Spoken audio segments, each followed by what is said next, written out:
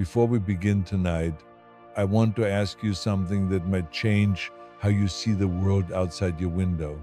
You know how we talk about extinction like it's something that happened once to the dinosaurs 66 million years ago? The asteroid, the darkness, the cold, the end, that story, well, that wasn't the worst one. Not even close.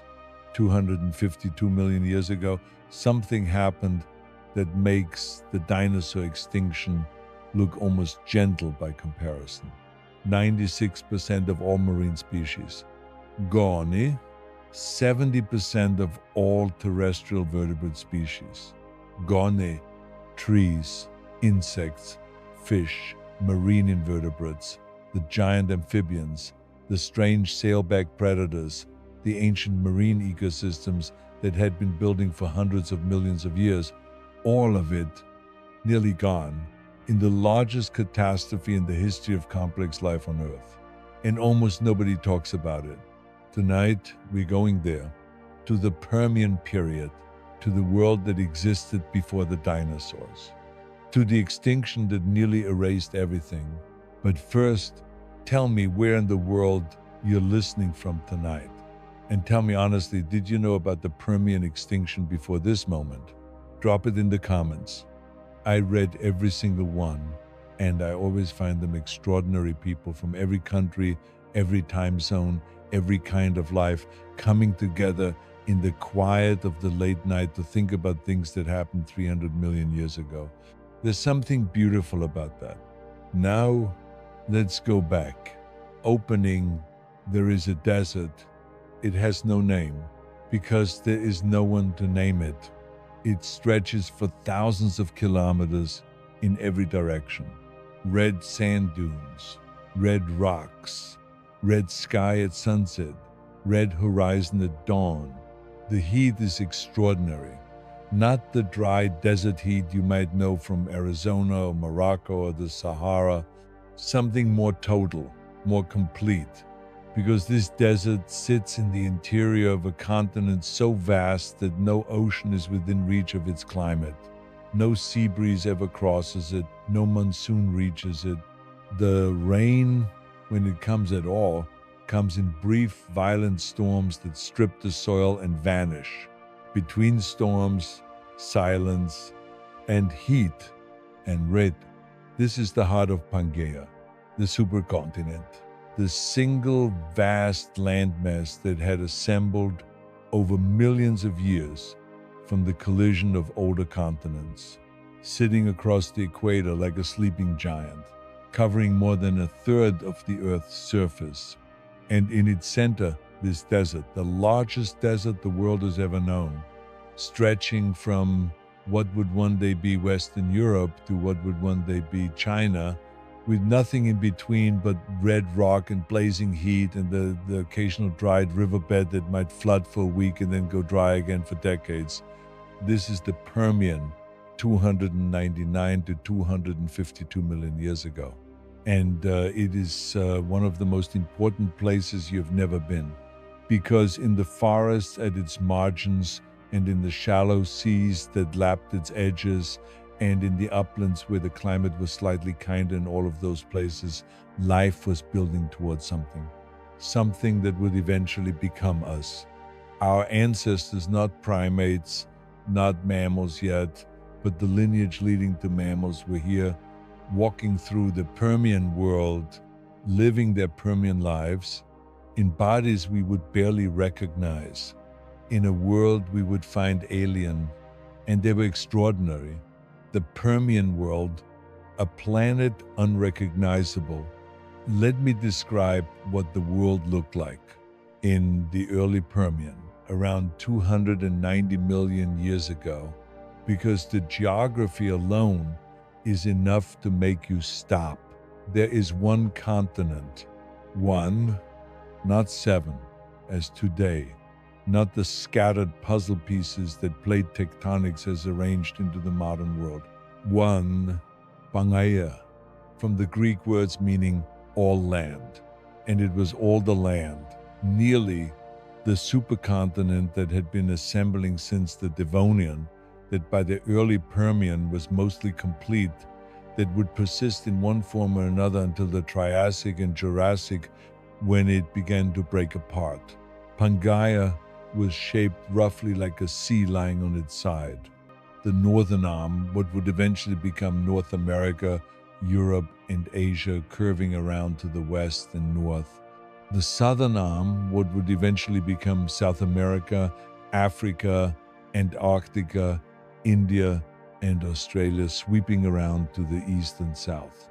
And in the middle of the sea, a great embayment, the Tethys Sea, a tropical inland sea, warm and shallow, teeming with life, the most productive marine ecosystem of the Permian world, around the margins of Pangaea, the Panthalassic Ocean, the world ocean, a single enormous ocean that covered most of the planet. Today we have the Pacific, the Atlantic, the Indian, the Arctic, the Southern. In the Permian, there was one, the Panthalassic, stretching from pole to pole, covering more than 2/3 of the Earth's surface. An ocean so vast that the mind struggles to hold it, larger than all the modern oceans combined, sweeping around the single landmass that it encircled. The interior of Pangaea was unlike any environment on Earth today. When continents collide and fuse, the interior of the resulting landmass becomes isolated from the ocean.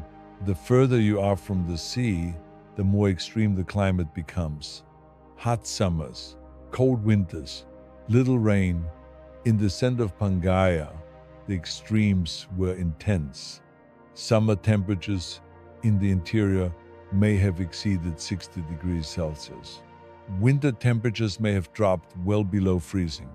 A continental climate of extraordinary severity, with almost no precipitation reaching the deep interior, because any moisture that entered the atmosphere at the coasts lost its water before traveling that far inland. The rain fell on the margins. The interior got almost nothing.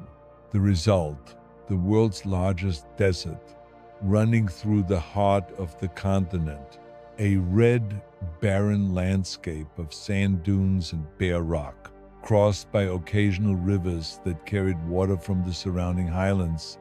But between those rivers, nothing, or almost nothing, because life is tenacious, and even in the harshest Permian desert, there were organisms that found a way, lichens on the rocks, cyanobacteria in the soil, insects that could survive the heat, seeds that could wait years for rain, the margins of the possible, occupied as they always are, because life does not accept margins.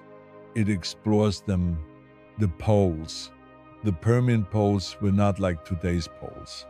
The South Pole, sitting in the middle of what was then Gondwana, experienced glaciation, especially in the early Permian, the Gondwana glaciations, ice sheets covering much of what is now Antarctica, South Africa, South America, India, and Australia.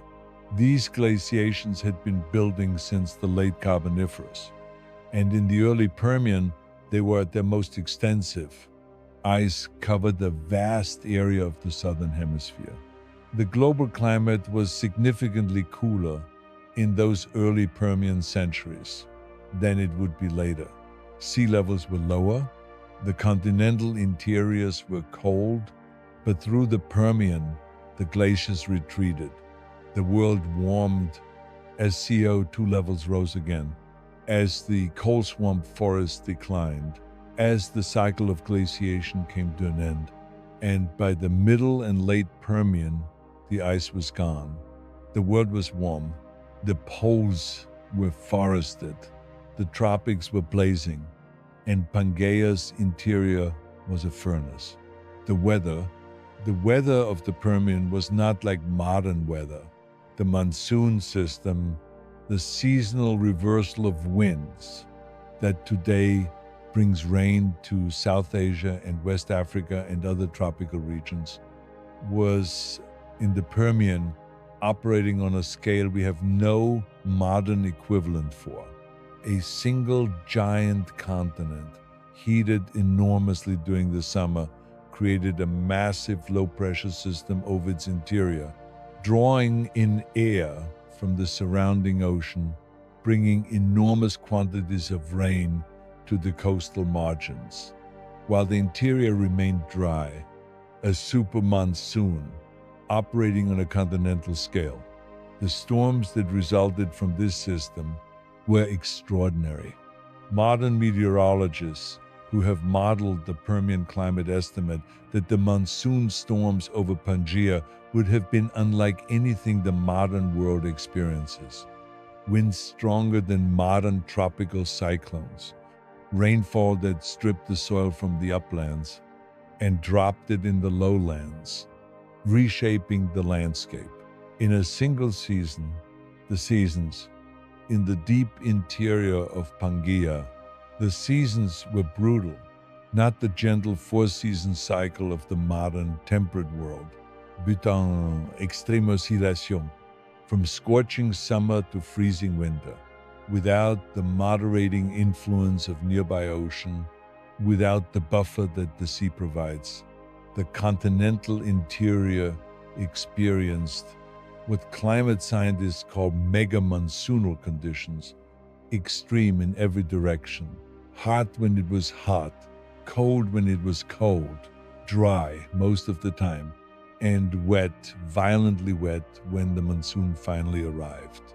Pangaea, one continent, one desert. I want to stay with Pangaea for a moment longer, because it is the key to understanding everything in the Permian: the climate, the animals, the distribution of species, the reason certain lineages succeeded and others failed, the reason the extinction, when it came, was so total. All of it traces back to Pangaea. The assembly of Pangaea was not a single event. It was a process that took hundreds of millions of years, beginning as far back as the Ordovician, as fragments of older supercontinents collided and merged. La Russia colliding with Gondwana, the Ural Mountains rising from the suture, the Appalachians rising from an earlier collision, mountain ranges that tell the story of collision in the rock. By the early Permian, Pangaea was essentially complete.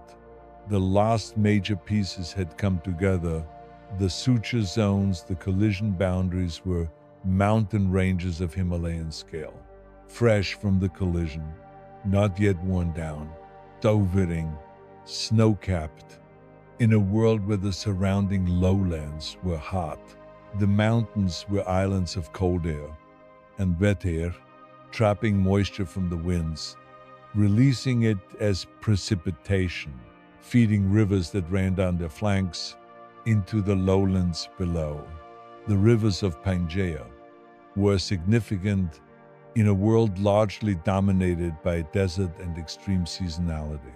The rivers were lifelines, corridors of moisture and vegetation threading through the dry interior, connecting the wetter marginal areas. With the deep interior, along these rivers, life concentrated. The animals of the Permian interior were not spread evenly across the landscape. They hugged the rivers, the water sources, the places where food grew, where the soil was wet enough to support plants, where fish could be caught, where amphibians could breed. The river systems of Pangaea are visible in the fossil record, the great Dicynodon boner beds.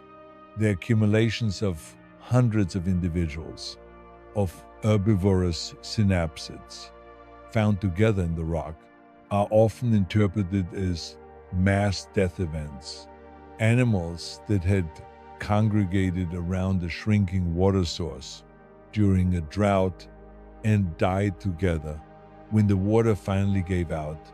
The Permian interior was a hard world, a world that tested everything that lived in it constantly. The Ural Sea.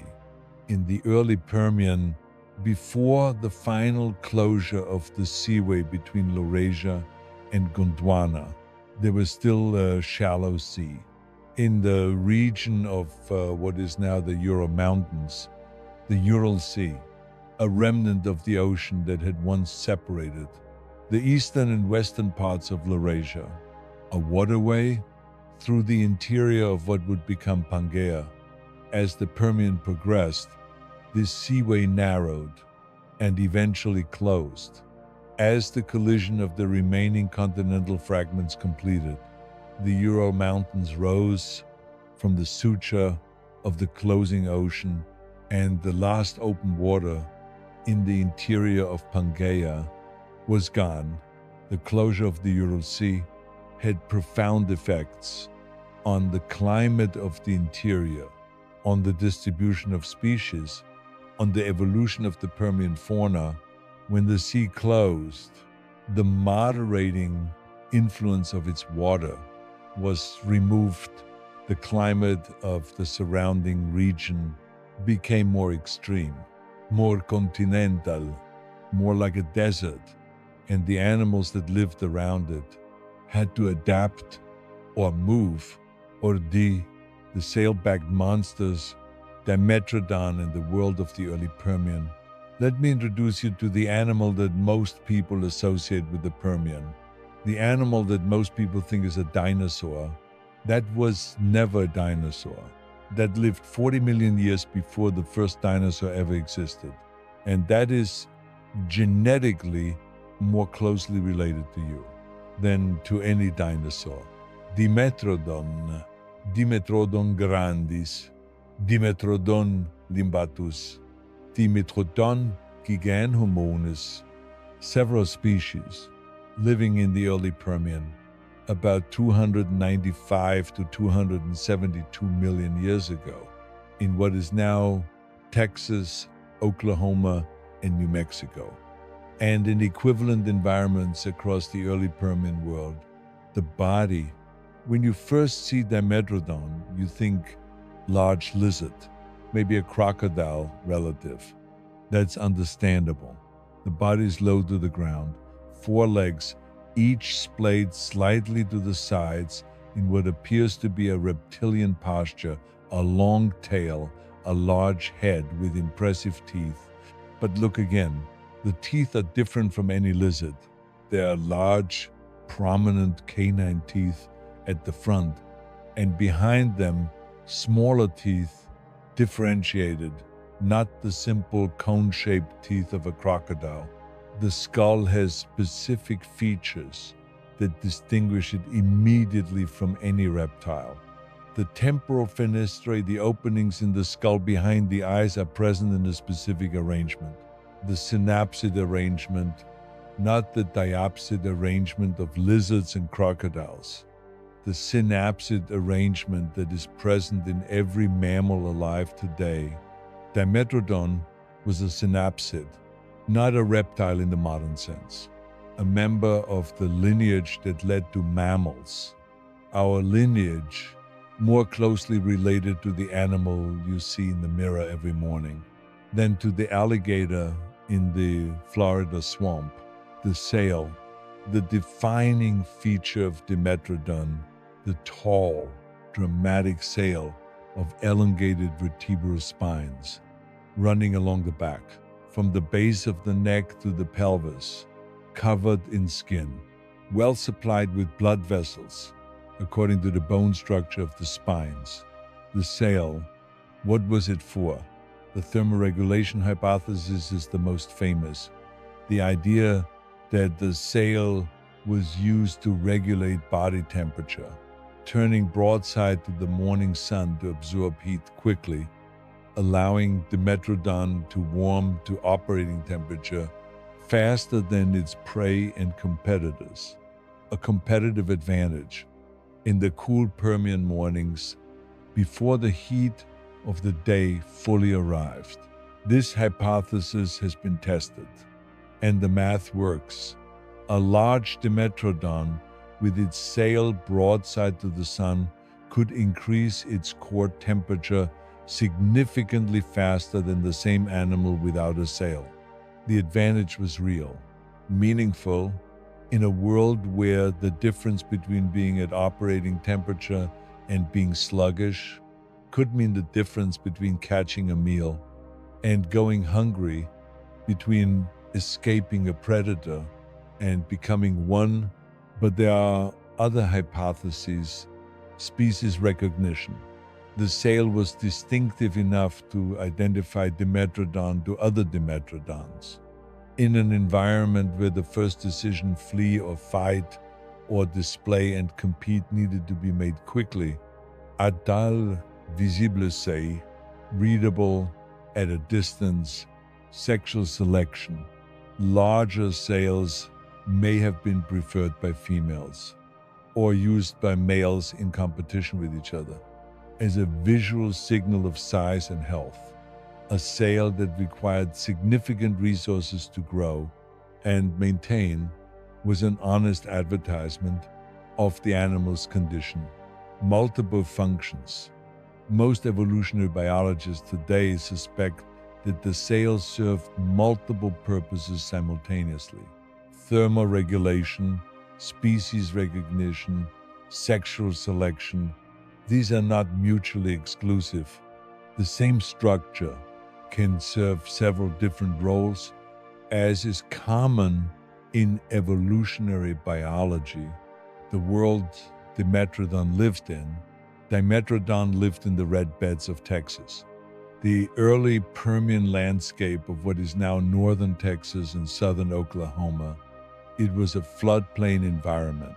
Rivers cutting through a relatively flat landscape, seasonal flooding, dense vegetation along the watercourses, more open, drier conditions between the rivers, a familiar kind of landscape in some ways, not unlike modern African savanna or the seasonal floodplains of the Pantanal in South America. The other animals in Dimetrodon's world were also remarkable.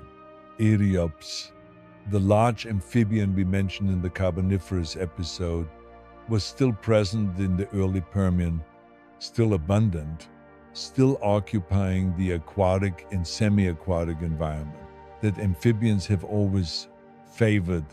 Edaphosaurus, another sail-backed synapsid, Herbivoore, unlike the predatory Dimetrodon, with different teeth, grinding teeth for processing plant matter.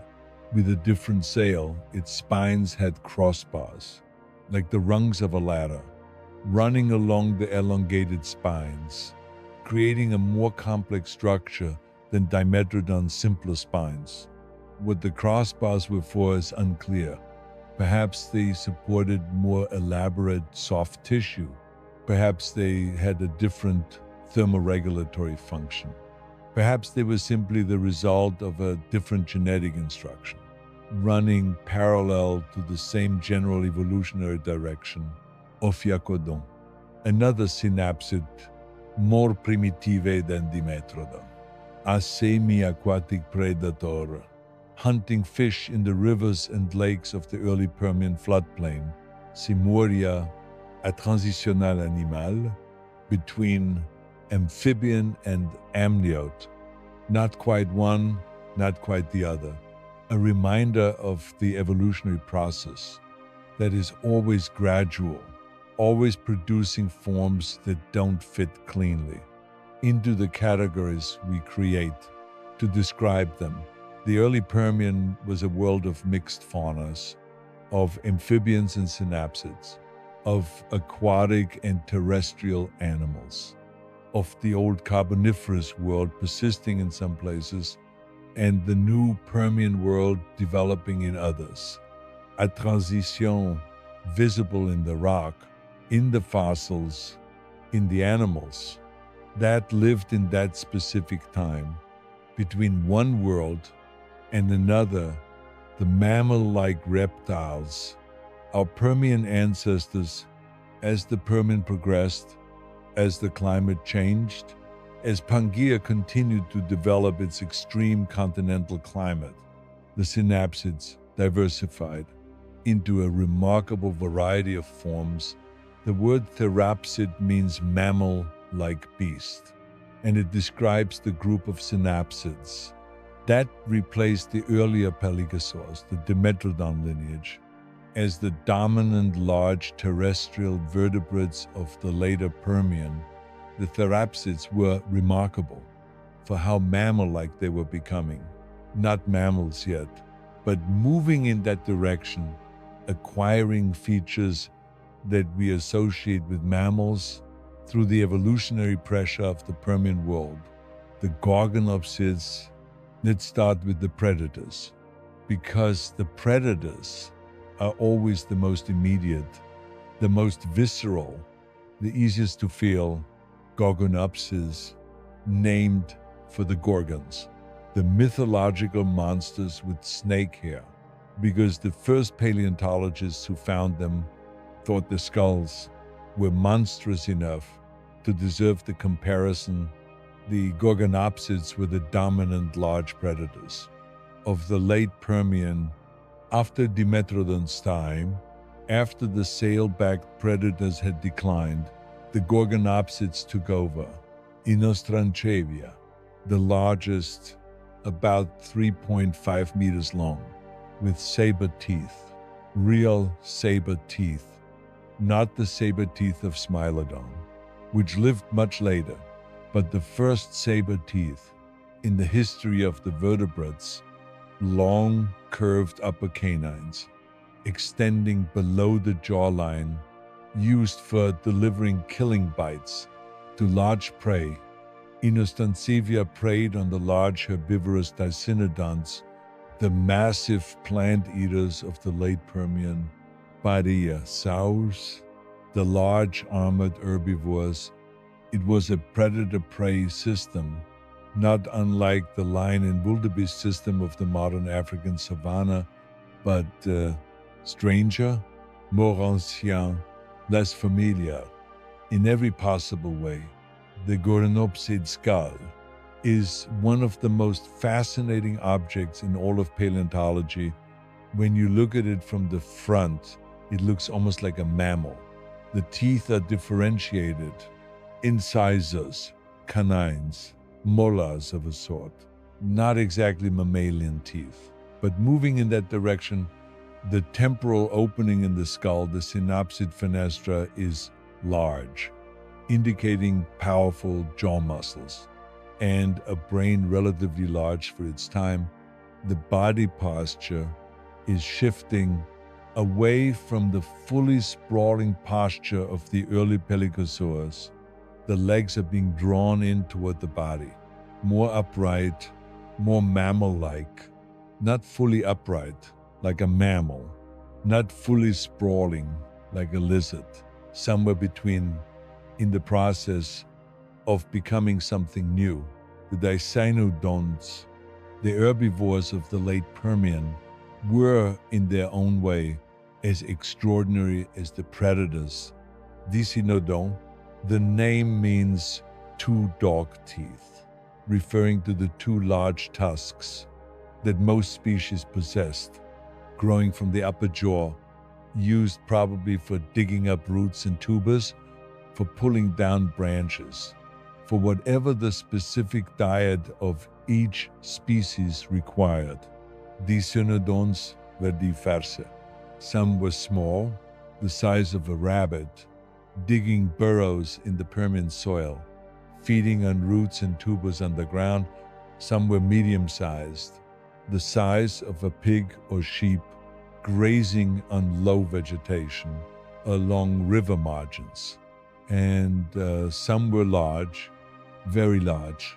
Placerius, one of the last surviving dicynodonts, was the size of a large ox, perhaps larger, heavy-bodied, with that distinctive two-tusked skull and a beak, a keratinous beak, like a turtle's beak, for cropping vegetation, living in herds, moving across the landscape in the way that large herd animals always move, following the seasons, following the rain, following the food. There's something moving about the dicynodont. They are so plainly ancestral to us. Not to us specifically, they didn't give rise to humans, but to the mammalian way of life. Large herds of herbivores moving across open landscapes, cropping vegetation, watching for predators, raising young, maintaining social bonds.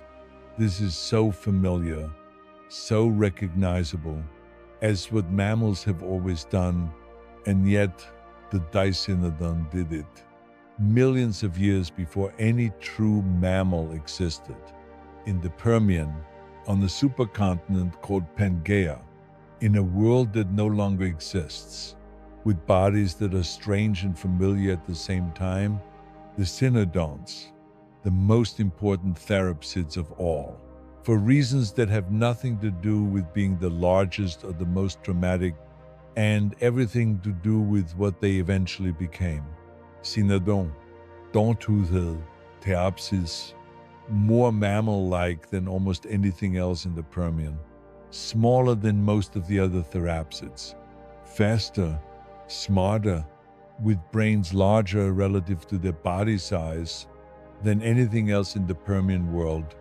The cynodont skull is extraordinary. The teeth are not just differentiated, they are mammalian in their complexity. Incisors for biting, canines for capturing and killing, molars, well, almost molars with complex surfaces, for processing food, for extracting more nutrients from the same quantity of food, a more efficient digestive system, supported by more efficient teeth, the secondary palate. Cynodonts, at least some of them, were developing a secondary palate, the bony shelf that separates the nasal passage from the mouth, that allows you to breathe and chew simultaneously, that allows you to keep food in your mouth while your nose keeps breathing, without which eating would require you to stop breathing with every bite. The secondary palate is one of the defining features of mammals, and it was appearing in the cynodonts, in the Permian, tens of millions of years before the first true mammal. The whiskers, some cynodonts may have had whiskers, not confirmed for the Permian forms, but the bone around the snout shows small pits that in modern mammals are the attachment points for the nerves and blood vessels that supply whiskers. The pits suggest whiskers, which suggests the sense of touch. In the face, which suggests perhaps nocturnal habits, or at least an increased reliance on touch, rather than vision. In low-light conditions, whiskers in the Permian, a mammal feature, on an animal that was not yet a mammal, appearing as the world around it was changing, in ways that would eventually end almost everything, the Permian oceans. A strange and ancient sea, let me take you to the water, because the Permian oceans were as extraordinary as the Permian land, and because the ocean story is central to understanding what the extinction actually was and what it meant. The Tethys Sea, the great embayment on the eastern side of Pangaea, was the most productive marine environment of the Permian world, a tropical to subtropical sea, warm, shallow in places, with clear water and abundant light, the perfect conditions for reef-building organisms. The Permian reefs were not coral reefs in the modern sense. Modern coral reefs are built primarily by scleractinian corals, which didn't appear until the Triassic. The Permian reefs were built by other organisms, sponges, bryozoans, calcareous algae, brachiopods, a different cast of builders, creating a different kind of reef. But a reef nonetheless, a structure of calcium carbonate built up from the seafloor, creating habitat for hundreds of other species. The Permian Reef at Guadalupe Mountains in Texas and New Mexico is one of the best preserved ancient reef systems in the world. It was a reef in the Permian Tethys on the edge of the seaway that connected the Tethys to the Pantalasic Ocean. Today it is a mountain range, a limestone mountain range, whose peaks are made of ancient reef material, whose rock contains the fossils of the organisms that built the reef and lived in it and died in it 250 million years ago. The Guadalupe Reef extended for hundreds of kilometers. Along the edge of the Permian Sea, it was massive, ecologically complex, full of life, full of the intricate web of relationships that make a reef what it is: predators and prey, cleaners and scavengers, filter feeders and photosynthesizers, the same basic ecology. That makes modern reefs so productive, so diverse, so extraordinary. The animals of the Permian Sea were strange. By modern standards, the brachiopods were the most common marine invertebrates of the Permian Sea, more common than clams, more common than snails, more common than almost anything else. Brachiopods look like clams, two shells, hinged together, filter feeding from the water column, but they're not related to clams, not closely.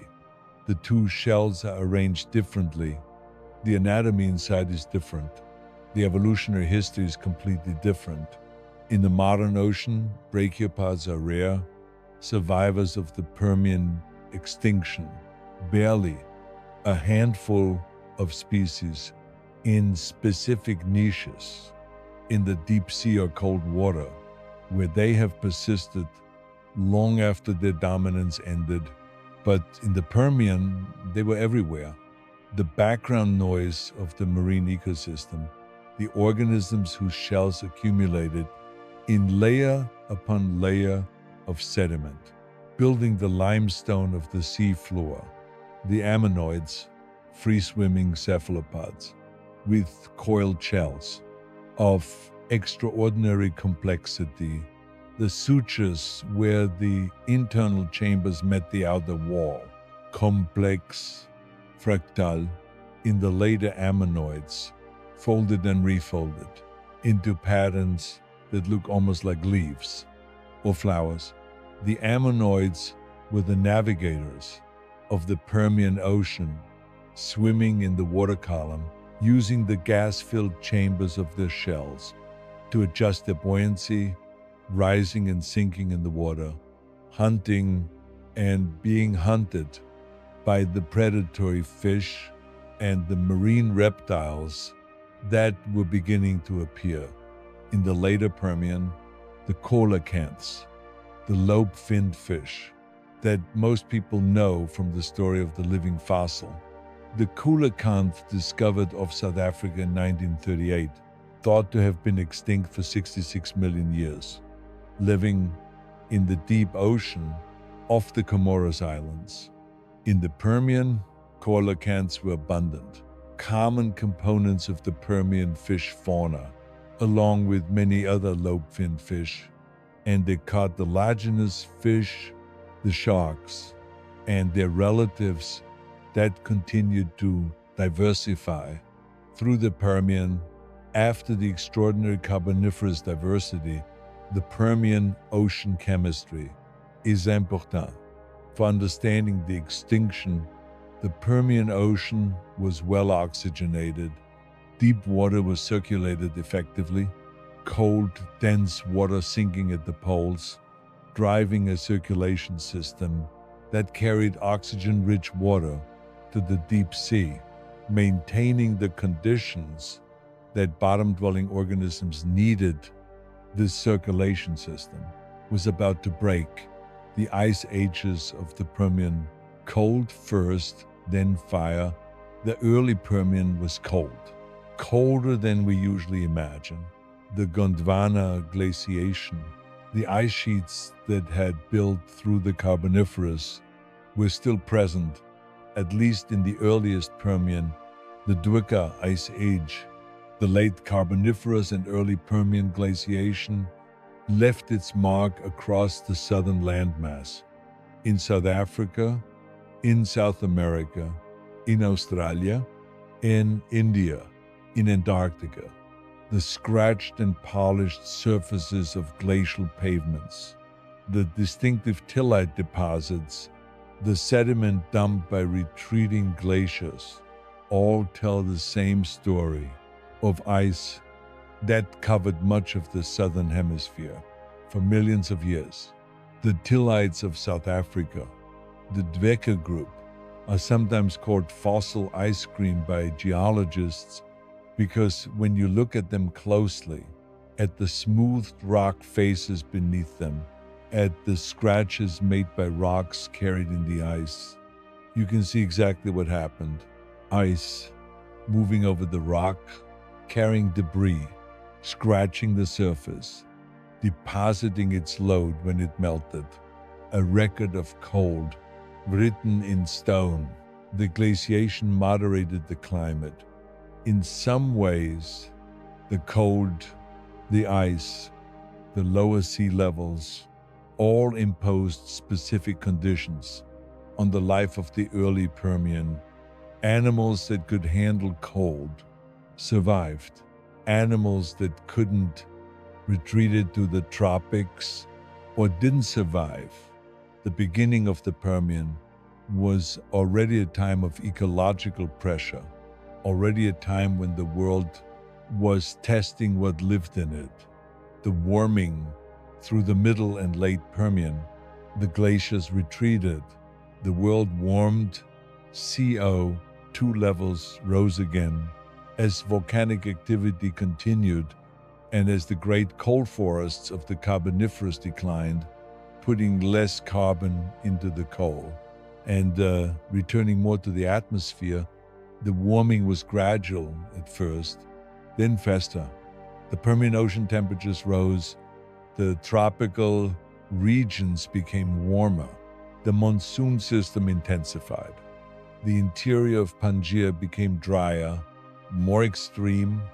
By the late Permian, the world was significantly warmer than the modern world.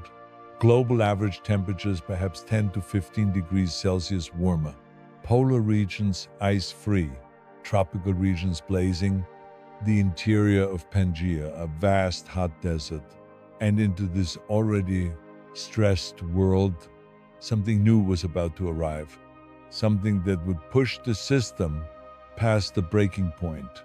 Part 7, the Permian forests, trees, in an unlikely world. Before we get to the catastrophe, let me tell you about the trees. The Permian forests were different from the Carboniferous coal forests, very different. The great lycopsid trees, the Lepidodendron and Sigillaria, had declined and been replaced by gymnosperms, seed-bearing plants that were better adapted to the drier, more variable climate of the Permian world. Glossopteris, the defining tree of the southern Permian, of Gondwana, was a remarkable plant, tongue-shaped leaves that are found in virtually every Permian rock formation in the southern hemisphere, in South Africa, in South America, in India, in Australia, in Antarctica. The same tree, the same distinctive leaves.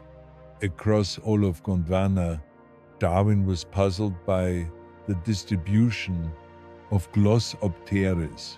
How could the same tree grow on continents now separated by thousands of kilometers of ocean? He didn't have an answer, but the answer was plate tectonics. The continents were once joined.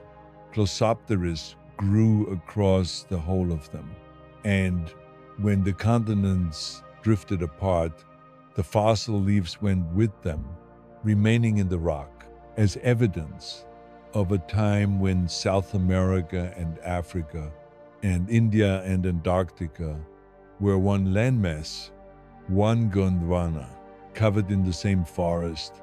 Glossopteris forests were the dominant vegetation of the southern Permian, from the margins of the glaciers to the warm temperate zones, a resilient, adaptable tree that could handle seasonality, that could shed its leaves in winter, a deciduous strategy new in the plant kingdom, at this time a response to the seasonal extremes of the Permian world. Cordétalien in the north, on Laurasia, the forests were dominated by Cordétalians, the primitive conifers that had already been present in the Carboniferous, but which diversified and spread through the Permian into a variety of ecological roles. Tall trees in wet coastal areas, smaller shrubby forms in the drier interior, colonizing the upland areas that were too dry for the giant lycopsids, but not too dry for plant with a water-conserving seed and a waterproof surface. The Cordétaliens were the forerunners of the pines and spruces and firs of the modern boreal forests, the same basic strategy refined and diversified over hundreds of millions of years from the Permian Cordétalian forests to the taiga of the modern world. A direct line through the rock, through the fossil wood, through the evolutionary history that connects the ancient and the contemporary. The ferns persisted through the Permian in the wetter, shadier environments, the understory of the forests, the margins of the rivers, the places where moisture lingered, where the large trees provided shade and held the humidity. The ferns were ancient, were successful, were adaptable in ways that the more specialized Carboniferous trees were not, and survived the Permian and the extinction to persist into the modern world, where they are still common, still filling the same niches that they filled in the Permian forest, the animals. Nobody talks about the strange creatures of the late Permian. There are animals from the Permian that deserve to be better known, that are every bit as strange and extraordinary as the famous ones, but that rarely make it into popular accounts because the Permian is overshadowed by the Triassic and Jurassic, by the dinosaurs that came after, Estemenosuchus, a large herbivorous therapsid from the middle Permian of Russia, about the size of a large ox, with an unusual skull covered in bony knobs and protuberances, giving it an unmistakably alien appearance. The knobs around the head were probably used in display, in competition between individuals, in the visual communication that social animals always develop. Estemenosuchus was an early dinocephalian, a terrible-headed therapsid. The dinocephalians were the first group of large-bodied synapsids to become dominant herbivores, before the dicynodonts, before the gorgonopsids, before the familiar fauna of the late Permian. They were the first round of the Permian story.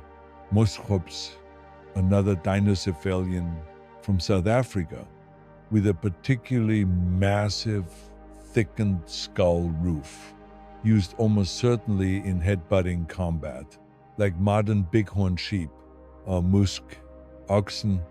The thickened skull as a shock absorber, protecting the brain during the impacts of territorial combat between males. Headbutting in the Permian It seems almost incongruous, almost too familiar, too recognizable in such an ancient animal. But of course it isn't, because headbutting evolved for the same reasons in every animal that does it, for the same pressures, the need to compete for mates, the need to establish territory, the need to resolve conflict without always resorting to lethal combat, a ritualized contest with a relatively safe outcome for both participants. This is not a modern invention. It goes back to the Permian, Scutosaurus, Apareasaur, a large, heavily armored herbivore from the late Permian of Russia, about 2.5 to 3 meters long, weighing perhaps 600 kilograms, with a bumpy, warty skin covered in bony nodules called osteoderms, like the skin of a crocodile, but across the whole body. Heavy, lumbering, well-armored, the parasaurs were not synapsids. They were parareptiles, a different lineage, closer to modern reptiles, but also distinct from them, a separate branch of the reptile family tree that flourished in the late Permian and went extinct in the extinction. Leaving no direct descendants, Scutosaurus lived alongside the Gorgonopsids and the Dicynodonts and the Cynodonts in the late Permian of Russia, a world of extraordinary variety, of predator and prey, of large and small, of the ancient and the new, all living together in the last centuries of the Permian, before the world they knew began to fall apart. Procolophonids, small lizard-like parareptiles that were among the most important survivors of the extinction. Their smallness saved them. Their generous diet saved them. Their ability to burrow into the soil saved them. Procolophonids made it through and diversified in the Triassic into a successful group that persisted for tens of millions of years. After the extinction, before eventually going extinct themselves, in the late Triassic, the Siberian traps begin the match that started the fire. Now, let me tell you about what ended it all. About 252 million years ago, in the region of what is now Siberia, something began, something that would kill almost everything, that would reshape the world, that would clear the stage for the dinosaurs to appear and for the long road toward us to continue. The Siberian traps. The name comes from the Russian word for staircase, trap, because the volcanic rock solidified into the distinctive stepped landscape that characterizes flood basalt terrain, layer upon layer of lava flows stacked like stairs, eroded into the Siberian landscape.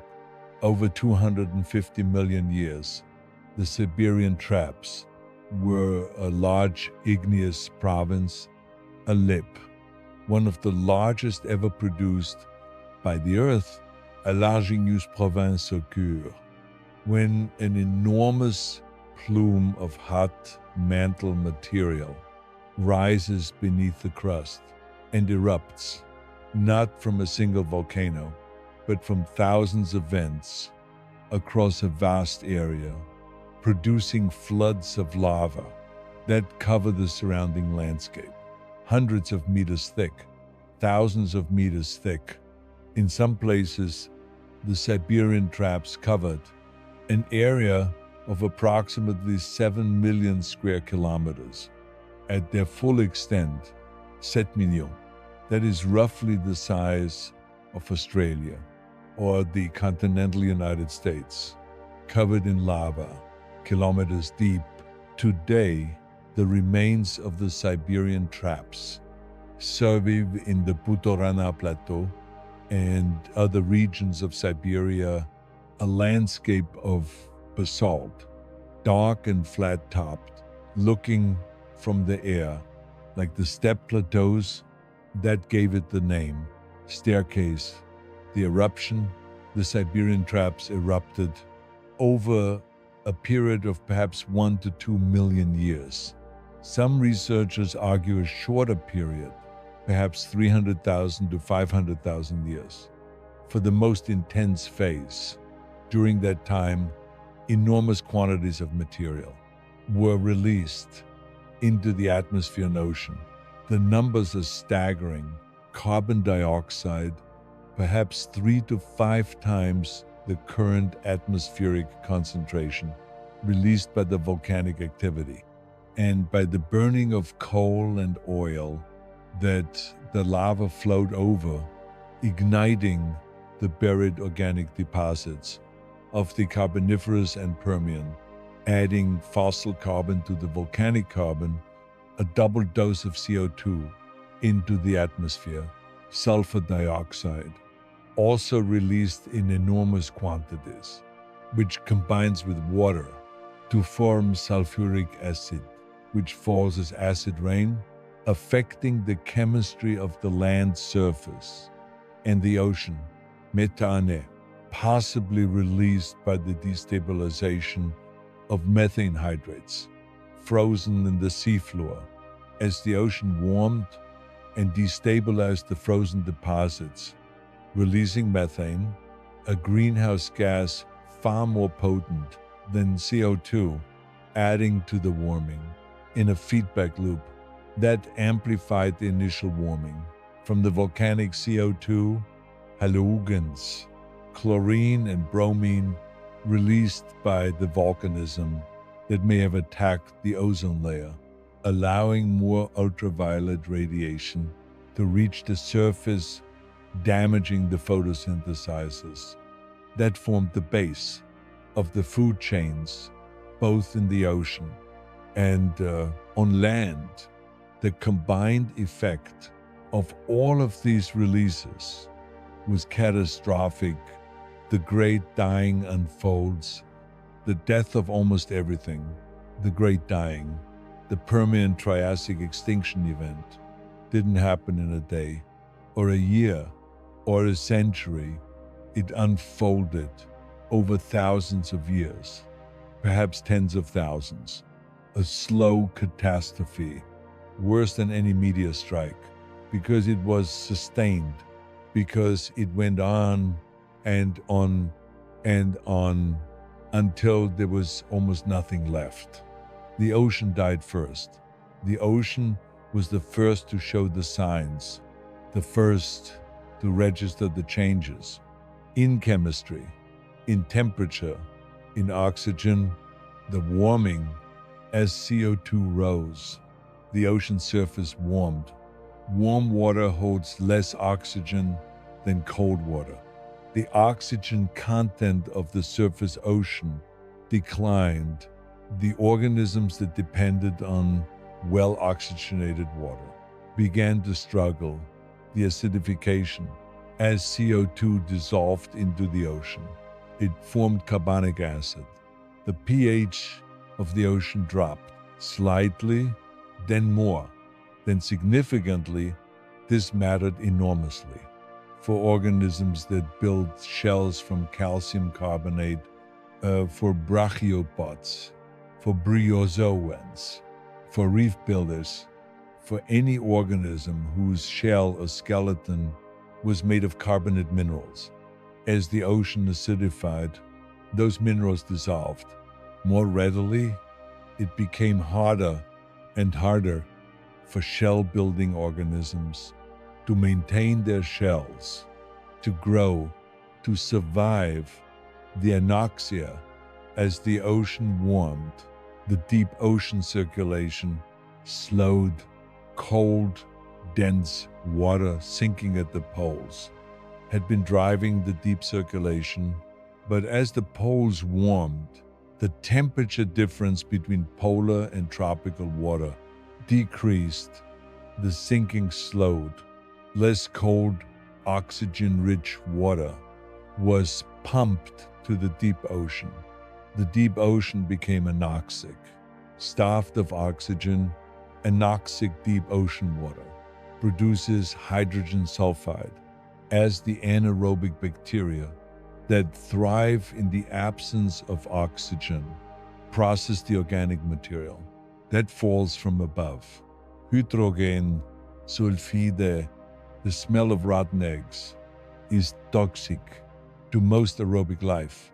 In the Permian Ocean, the anoxic zone that is normally restricted to the deep ocean rose into the middle ocean, then into the shallow sea, hydrogen sulfide, in the places where coral reef communities lived, where fish swam, where all the visible, familiar marine life existed, came the anoxic water, and with it, the hydrogen sulfide. The ocean died. From the bottom up, the land died differently. On land, the death was different. Not the slow suffocation of the anoxic ocean, but a combination of heat and drought and acid rain and ozone depletion and the disruption of the food chains that followed from the collapse of the plants. The acid rain from the sulfur dioxide damaged the forests, acidifying the soil, killing the trees, stripping the nutrients from the land surface. The heat, as the greenhouse gases accumulated, the temperature rose, the tropical zones became too hot for most complex life, perhaps too hot for even the hardiest organisms. In the worst periods and without the plants, the food chains collapsed. The large herbivores, without plants to eat, declined, and the predators, without herbivores to eat, declined after them. The charcoal layer in the rock record at the Permian-Triassic boundary, there's almost no charcoal. This is strange because charcoal, fossilized charcoal, is common in Permian rocks, evidence of wildfires that burned regularly through the Permian forests. But at the boundary, the charcoal disappears because there was nothing left to burn. The forests were gone, the wildfires stopped, not because conditions weren't right for fire, but because the fuel was gone, because the trees were dead, and the dead wood had already burned in the first phases of the extinction, and nothing was growing back to replace what was gone, the absence of charcoal. At the extinction boundary is called the charcoal gap, a silence in the record of fire that speaks louder than any amount of charcoal could. The fungal spike after the extinction.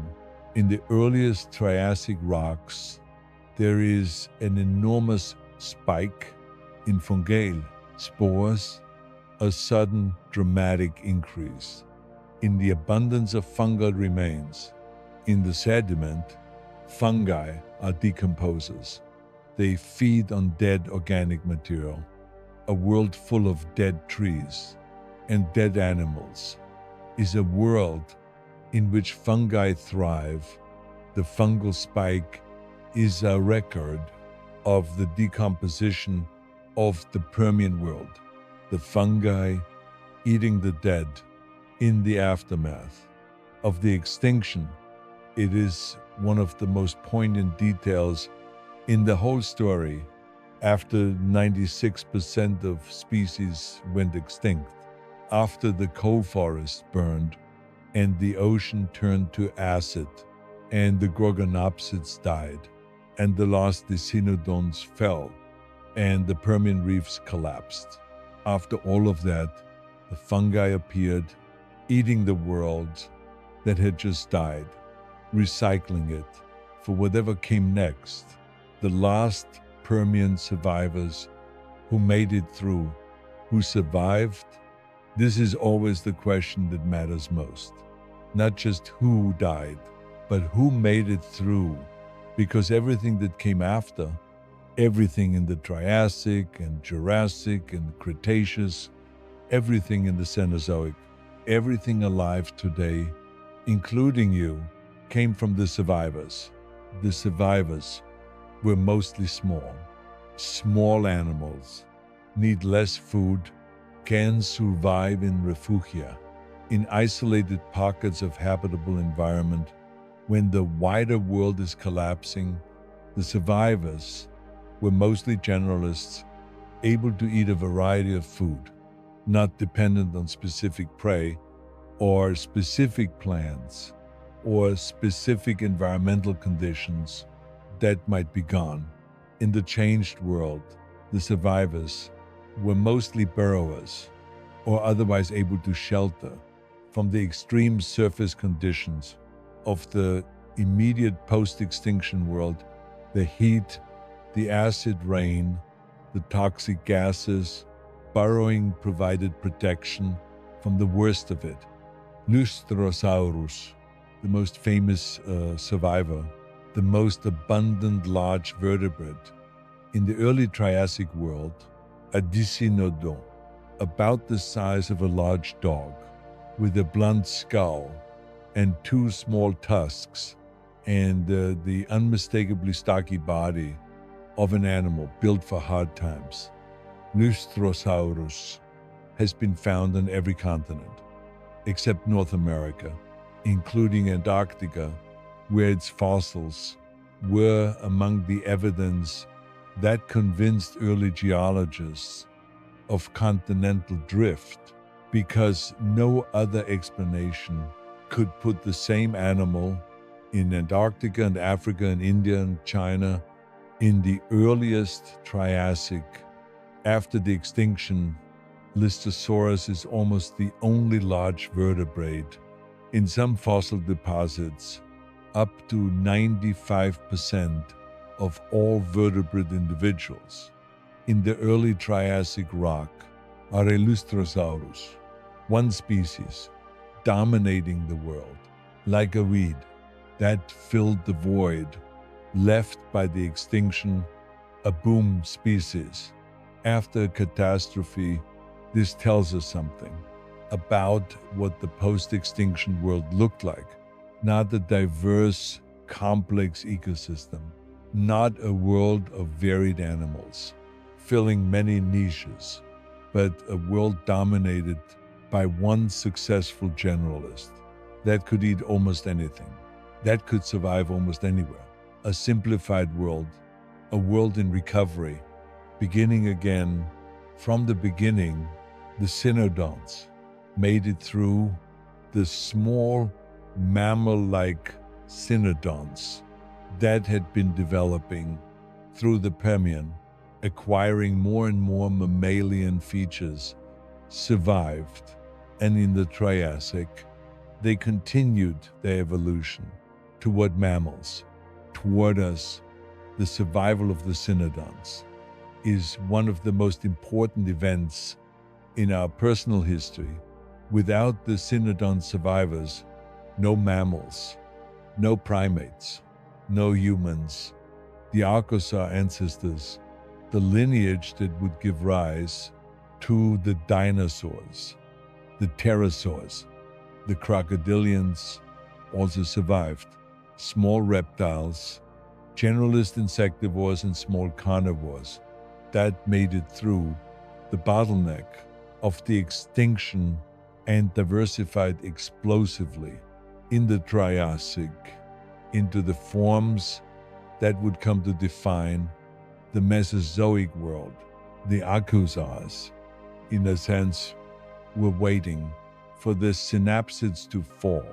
In the Permian, the synapsids, the mammal-like reptiles, had been dominant for 60 million years.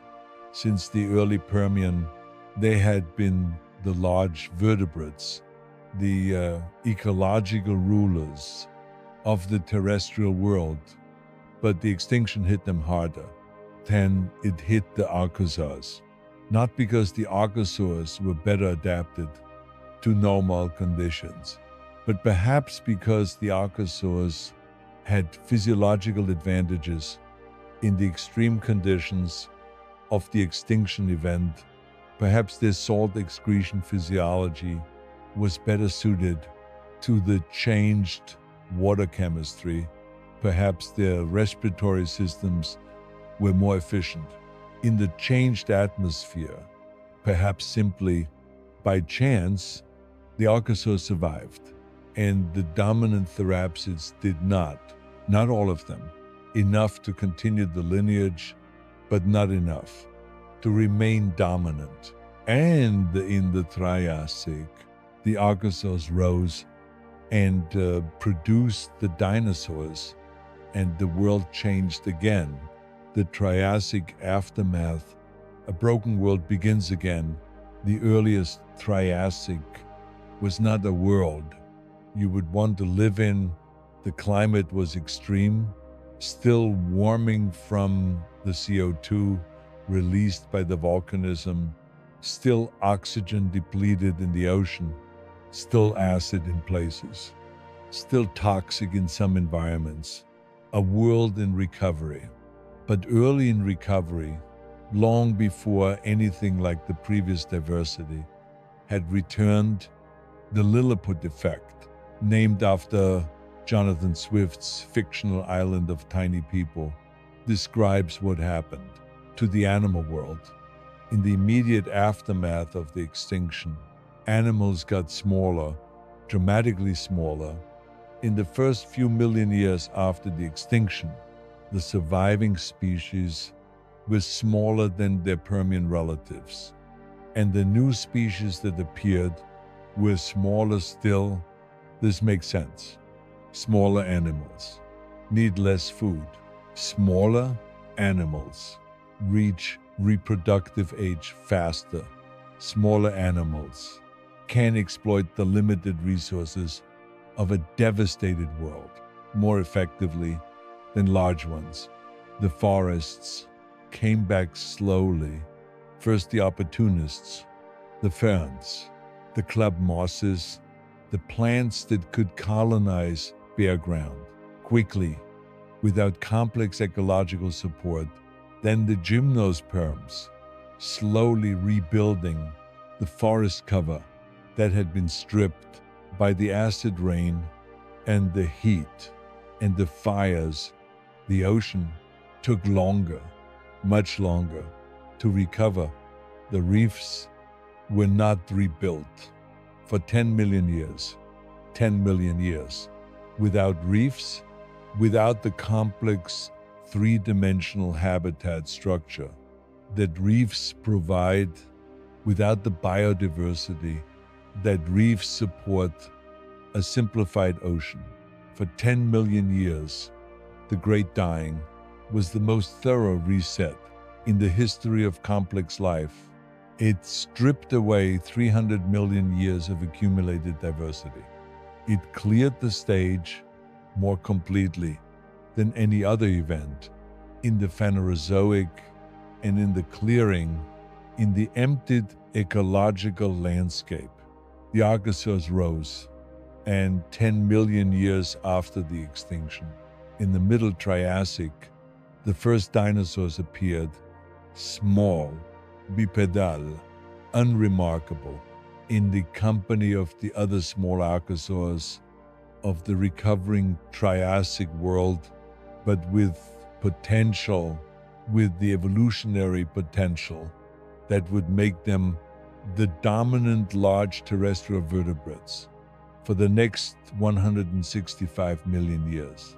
The Great Dying didn't just kill the Permian world, it made the dinosaurs possible. What the Permian left behind, the inheritance of a lost world, what did the Permian leave us?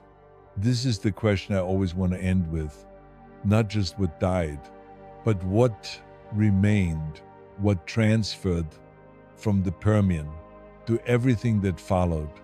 The coal, the Permian coal, less famous than Carboniferous coal, but present in the Gondwana coal deposits of South Africa and India and Australia. The Glossopteris forest turned to coal as the Carboniferous Lycopsid forest had before it stored carbon, stored ancient sunlight, waiting for us to fin and burn. The geology, the Permian-Triassic boundary, is one of the most studied and most dramatic transitions in the geological record, visible in the rock, in the change from diverse Permian fauna to the impoverished early Triassic, in the chemistry, in the isotopes, in the charcoal gap, and the fungal spike. Every geology student eventually learns to read the Permian-Triassic boundary in the field to find the exact layer where the world changed, where the Permian ends and the Triassic begins, where 96% of marine species are gone.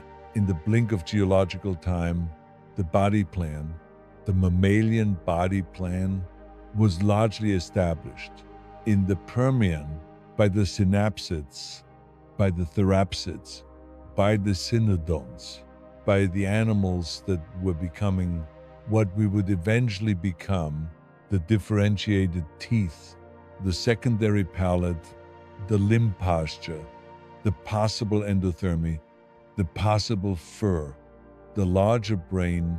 All of these features were evolving in the Permian, in the animals. That eventually gave rise to mammals. The Permian is where our body plan was roughed in before it was refined. The mammal plan was written in the Permian, in the therapsids, in the cynodonts, in the extraordinary evolutionary arc that ran from Dimetrodon with its sail and its sprawling posture and its differentiated teeth to Trinoxodon, the cynodon with its whiskers and its secondary palate and its mammal-like skull in a straight evolutionary line that runs through the Permian and the Triassic and the Jurassic, all the way to the philosophy of the end, what an extinction teaches us. I want to sit with something before we finish, something that the Permian extinction teaches us about the nature of things. The Permian world lasted 47 million years. 47 million years of life, of evolution, of the accumulation of complexity. The sailback predators evolved and were replaced by the gorgonopsids. The gorgonopsids hunted the dicynodonts. The dicynodonts evolved their tusks and their beaks and their herding behavior. The cynodonts developed their whiskers and their secondary palates and their larger brains. 47 million years of this, of life building towards something, of complexity accumulating. In the first few million years after the extinction, the surviving species were smaller than their Permian relatives, and the new species that appeared were smaller still. This makes sense. Smaller animals need less food. Smaller animals reach reproductive age faster. Smaller animals can exploit the limited resources of a devastated world more effectively than large ones. The forests came back slowly. First the opportunists, the ferns, the club mosses, not the wisest, not the most deserving, just the ones whose specific combination of characteristics happened to be enough in those specific conditions. At that specific moment, the luck of biology in the face of geology. And from that 4%, everything, every marine species alive today traces its lineage through the 4%, through the survivors of the great dying. And on land, the synodont survivors gave rise to mammals, gave rise to primates, gave rise to us. You are here because of the Permian extinction, not despite it, because of it. If the extinction hadn't cleared the stage, if the dominant Permian synapsids had survived and continued to diversify, the archosaurs might never have risen, the dinosaurs might never have appeared. The specific evolutionary pressures that eventually produced primates and humans might never have been exerted. You exist because 96% of species died 252 million years ago in the largest catastrophe in the history of complex life. This is either terrifying or beautiful or both, probably both.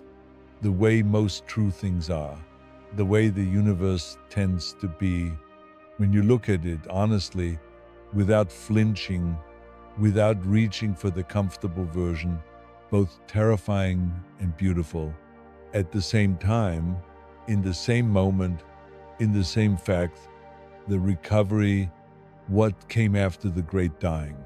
Let me take into the Triassic, into the world that emerged from the ashes of the Permian, because the story of the Permian extinction is not just the story of what died, it is the story of what came after, of how life rebuilt itself from almost nothing, in condition that would test every surviving lineage to its absolute limit.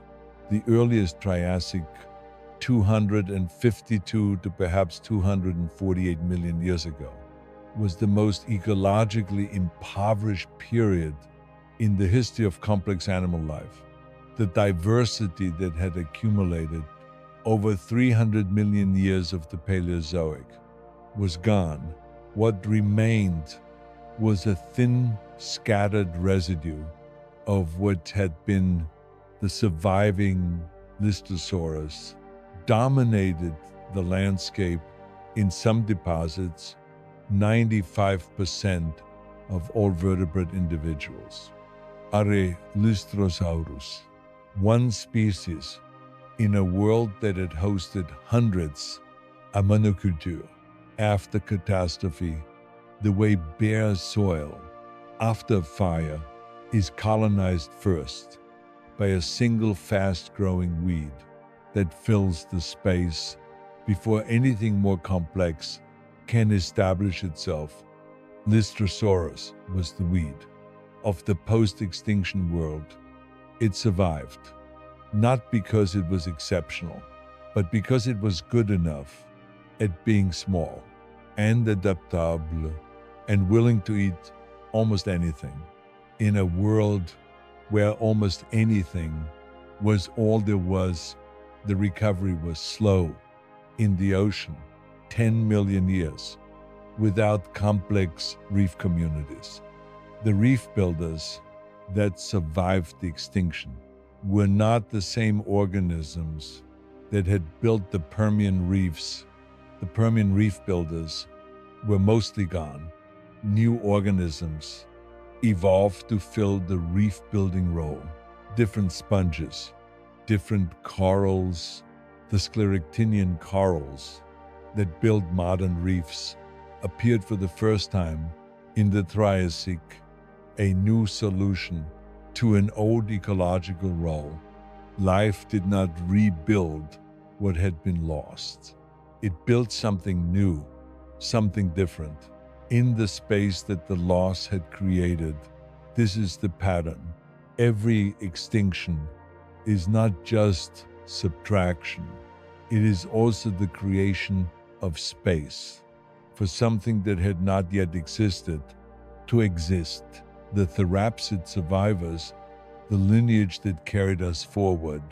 In the Triassic world, The therapsid survivors, the cynodonts, continued their evolutionary journey toward mammals, the journey that the Permian had begun, that the extinction had nearly ended, but hadn't, because enough of them had survived in burrows, in the cracks of a broken world, small enough to hide, generalist enough to eat whatever the devastated landscape offered.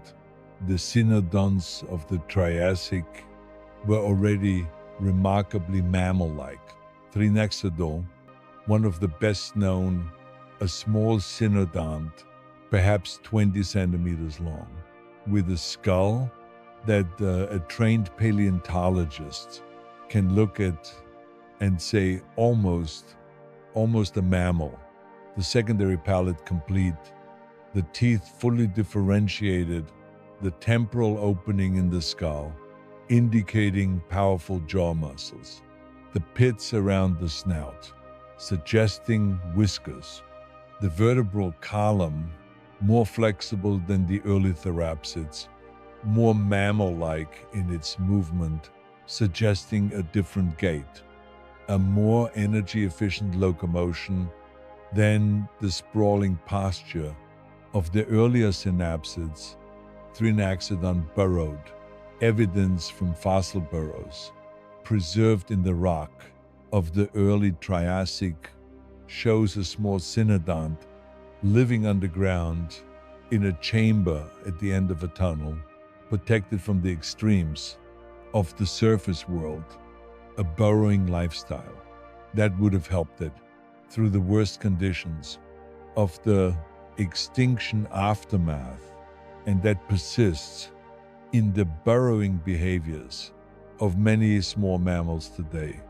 Cynognathus, allergé cynodon, a predator, perhaps half a meter long, with jaws that were beginning to acquire the specific bone configuration that would eventually, in the true mammals, produce the middle ear bones, one of the most extraordinary evolutionary transformations in the history of vertebrates.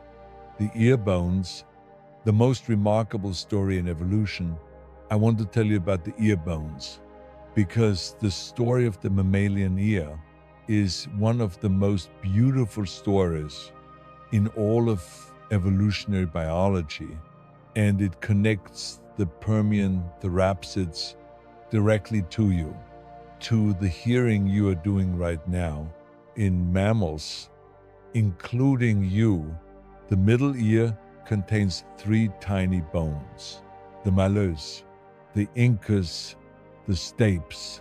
These 3 bones transmit sound vibrations from the eardrum to the inner ear, where they are converted into nerve signals that the brain interprets as sound. These 3 bones are the smallest bones in the human body, the stapes. The smallest of the 3 is about the size of a grain of rice. These tiny bones allow the extraordinary sensitivity of mammalian hearing, the ability to hear frequencies across a wide range, including the very high frequencies of birdsong and the very low frequencies of whale song. Now, here is the remarkable thing. The malleus and incus were not originally ear bones. They were jaw bones in the early therapsids, in Dimetrodon, in the gorgonopsids, in the early cynodonts. The lower jaw was composed of several bones, as it is in all reptiles. The dentary bone was the main tooth-bearing bone, but there were also the articular, the quadrate, and other smaller bones. At the back of the jaw, these bones were part of the jaw joint in the Permian therapsids. As the therapsids evolved through the Permian and into the Triassic, the dentary grew larger and the other jaw bones grew smaller until in the first true mammals, the jaw consisted almost entirely of the dentary, just one bone on each side, while the other former jaw bones had migrated gradually over millions of years into the middle ear, where they became the malleus and incus, the hearing bones, the sound transmitters that give mammals their remarkable hearing. This transformation from jawbone to ear bone is documented in the fossil record, step by step, species by species, through the Permian and Triassic and Jurassic, the most complete evolutionary sequence of a major anatomical transformation known in the fossil record in some early mammal relatives from the late Triassic and Jurassic.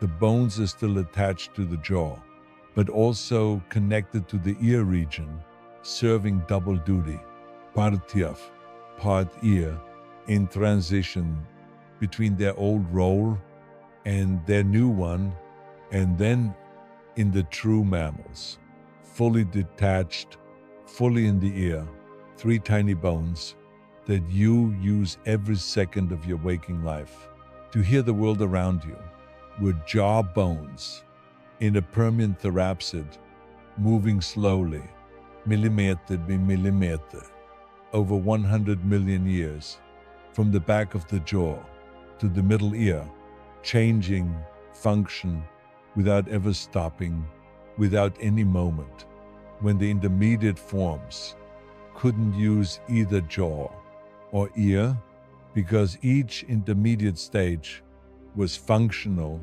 as a jaw joint, slightly less efficient than the previous stage, as a yav, but slightly more effective as a sound detector, each step selected for by evolution until the jaw bones were no longer jaw bones, but ear bones, the same atoms, the same calcium that once transmitted the forces of chewing in a Permian gorgonopsid jaw, now transmit the vibrations of sound in your middle ear. The continuity between the Permian and you is not metaphorical. It is material. It is literal. It is in your head. Right now, the Archosaur rise, how the dinosaurs inherited the broken world, while the therapsids were continuing their slow evolution toward mammals. Another group was taking advantage of the open ecological landscape that the extinction had created. The Archosaurs, the ancestors of dinosaurs, crocodilians, pterosaurs, and birds. In the early Triassic, the Archosaurs were small, unremarkable, generalist reptiles, sharing the world with the therapsid survivors, but through the Triassic, they diversified explosively into a remarkable variety of forms. The Pseudotsuchians, the crocodile-line archosaurs, were the dominant group in the early and middle Triassic, filling many of the roles that the therapsids had occupied in the Permian carnivores, herbivores, omnivores, all archosaurian, all crocodile-line, the atosaurs, armored herbivores that looked somewhat like armadillos, the size of large pigs, covered in bony plates, were common components of the Triassic fauna, completely replaced by the extinction, leaving no descendants, but present for millions of years. In the middle Triassic, the Rauisuchians, large bipedal or quadrupedal carnivores, some of them enormous, delapan or similan meters long. The apex predators of the middle and late Triassic, before the dinosaurs fully took over. The phytosaurs, ecological equivalents of crocodilians, long-snouted semi-aquatic, feeding on fish and other aquatic prey in the rivers and lakes of the Triassic world, not actually related to crocodilians, convergently evolved into a very similar body form for very similar ecological reasons, because the ecological role of the semi-aquatic fish eater in a world with rivers is always filled by something that evolves toward the same solution regardless of its starting point. And then in the middle Triassic, about 240 million years ago, the first dinosaurs appeared, small, bipedal, in the early forms, perhaps 1 to 2 meters long, living alongside the larger crocodile-line archosaurs in a subordinate position, not yet dominant, not yet the rulers of the terrestrial world, just another archosaur among many, but with something that the others lacked, a specific combination of features that would eventually give them the edge: the fully upright posture, the legs directly beneath the body, not sprawling, not semi-upright, fully upright like a mammal, or an efficient posture for sustained locomotion, for covering ground, in a world where covering ground was the key to survival. And then at the end of the Triassic, about 201 million years ago, another extinction event, the end Triassic extinction, another volcanic episode, the Central Atlantic magmatic province, erupting as the supercontinent, began to break apart, opening the Atlantic, starting the long process that would eventually separate the Americas from Europe and Africa. And as the Central Atlantic lavas poured out, the atmosphere changed again, and another mass extinction cleared the stage again, and this time the dinosaurs were ready. The crocodile-line archosaurs, mostly gone. The large Rauisuchians, gone. The adasaurs, gone. The phytosaur, gone. The large therapsids that had persisted into the Triassic, mostly gone. And the dinosaurs, small at first, diversifying rapidly into the empty ecological landscape that the end Triassic extinction had created, exactly as their ancestors had diversified into the landscape created by the Permian extinction, extinction clearing the stage, new actors entering. This is the pattern. This is how the world renews itself, not by gradual transition, not by slow, continuous replacement, but by catastrophe and recovery and the filling of empty space by whatever lineage happens to be positioned to take advantage. The Permian in the rock, reading the deep past.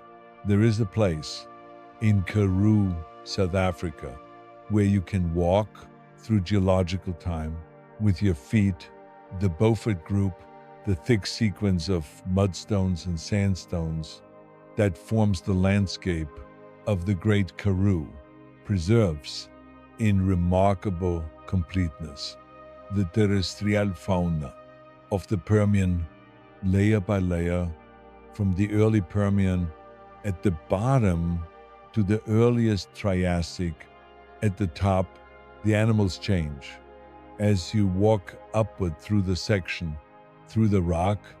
In the lower layers, the diverse Permian fauna, dicynodonts of many species, gorgonopsids, therocephalians, cynodon, a world of variety.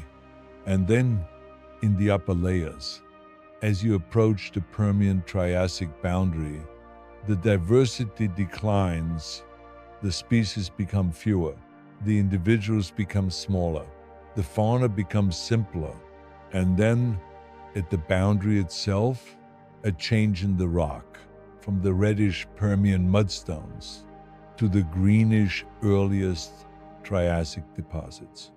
And above the boundary, Lustrosaurus, everywhere.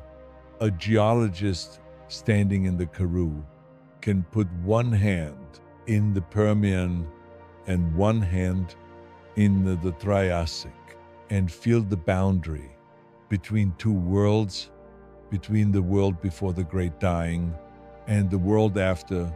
The rock remembers everything. The rock is the most faithful and most patient historian that has ever existed. It does not editorialize. It does not simplify. It does not choose the interesting parts and discard the rest.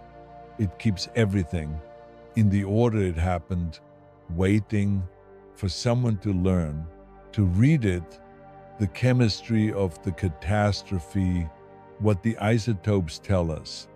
Modern paleontologists have tools that the pioneers of geology never imagined.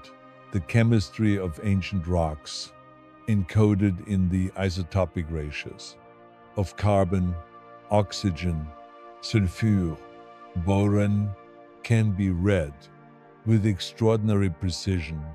And what the isotopes tell us about the Permian-Triassic boundary is a story of extreme chemical disruption.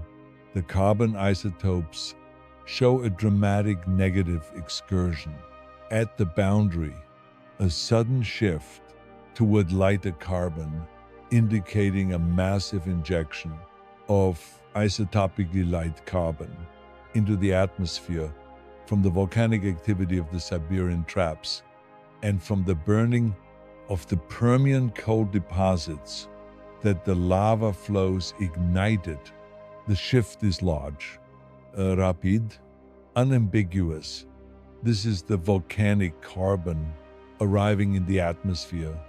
In geological real time, the oxygen isotopes show warming, a shift in the isotopic composition of marine carbonates, indicating rising ocean temperatures.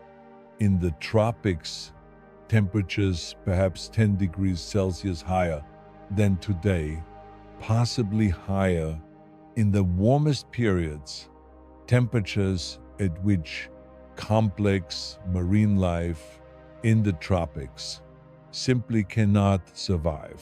Too hot for the enzymes that run the chemistry of living cells to function. A heat death in the tropical ocean, in addition to all the other stresses. The boron isotopes recorded in the shells of surviving organisms show ocean acidification, a drop in pH of perhaps 0.7 units over perhaps 10,000 years, a rate of acidification faster than anything the marine organisms had experienced in their evolutionary history, faster than evolution could respond, faster than populations could adapt a chemical change. That happened too fast for life to keep up with. The speed mattered as much as the magnitude. A slow acidification over millions of years might have allowed adaptation, evolutionary adjustment to the new chemistry. But this was not slow. This was geological time, running fast, faster than evolution, faster than adaptation. And so life died, not because life cannot handle acid, but because life had not had time to evolve the tools to handle this much acid this fast. The lesson for now, what the Permian teaches the present, I want to say something directly, something that the Permian extinction forces into clarity in a way that nothing else does. The current rate of carbon dioxide increase in the Earth's atmosphere is faster than the rate during the Permian Triassic extinction event. Let that sit. The Permian Triassic extinction killed 96% of marine species and 70% of terrestrial vertebrate species, and it was caused by a massive release of carbon dioxide from the Siberian traps over hundreds of thousands of years. The current release of carbon dioxide from human industrial activity is happening over centuries, not hundreds of thousands of years. Centuries faster than the extinction event that nearly erased everything. This is not a political statement. It is a geological comparison. The numbers are the numbers. The isotopes are the isotopes. The physics of carbon dioxide and the greenhouse effect and ocean acidification are the same physics that operated in the Permian and in every other period of Earth's history when CO2 rose rapidly, and the consequences were the same every time. I am not saying that human civilization will cause a Permian scale extinction. The comparison is not exact. Many factors differ, but the direction is the same. The basic mechanism is the same, and the Permian teaches us with the authority of 252 million years of evidence preserved in the rock, what that mechanism produces when it runs without interruption to its conclusion. The Permian is not a metaphor. It is a data point, the most extreme data point in the history of complex life, on what carbon dioxide does to a living planet when it rises too fast for life to adapt.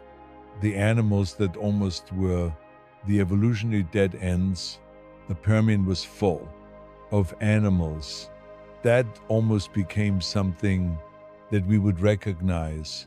The dicynodonts were almost ungulates, herding, moving across the landscape, cropping vegetation with beaks instead of molars. They had so many of the features of the large herbivores that would eventually fill the Cenozoic, but they weren't quite there. And the extinction cut the thread before it could complete. The gorgonopsids were almost cats, saber-toothed, ambush predators with differentiated teeth and relatively large brains for their time, moving through a world of large herbivores. As a skilled and specialized predator, they were doing what the big cats do, what the wolves do, but 250 million years before the big cats, and 250 million years before the wolves.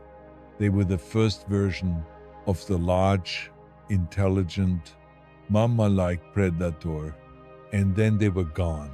The Pariasaurs, armored herbivores that were almost the large-bodied armored tank that the ankylosaurs would become in the Jurassic and Cretaceous. Convergent evolution, pointing toward the same solution from different starting points, the same ecological pressure of being a large, slow herbivore in a world with large predators producing the same response, bony armor. But in the Pariasaurs, the armor didn't save them from the extinction. Nothing did. The extinction was not selective. in a meaningful way. It did not preserve the cleverest or the most beautifully adapted or the most fully realized of the Permian animals. It preserved the ones that happened to have the right combination of characteristics for the specific catastrophic, unprecedented condition of the boundary, and even that is generous. Much of what survived may have survived simply by luck, by being in the right place at the right moment when the worst conditions were elsewhere, by being underground when the heat was worst, by being in a refugium that was slightly protected from the acidifying ocean, by being the smallest representative of a lineage when small was what the world could sustain. The randomness of survival at mass extinction boundaries is one of the most unsettling things about the history of life, because it means that the world we have is not the best of all possible worlds. It is not the world that the most successful, most adapted, most complex Permian organisms would have built.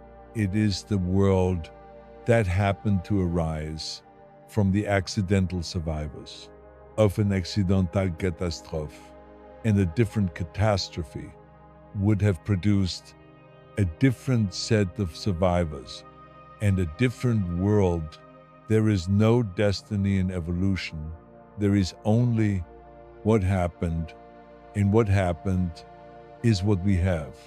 The ocean after recovery in the deep. Let me take you back to the sea. After the Great Dying, the ocean that followed the Permian was the strangest ocean in the history of complex marine life, devoid of reefs for 10 million years.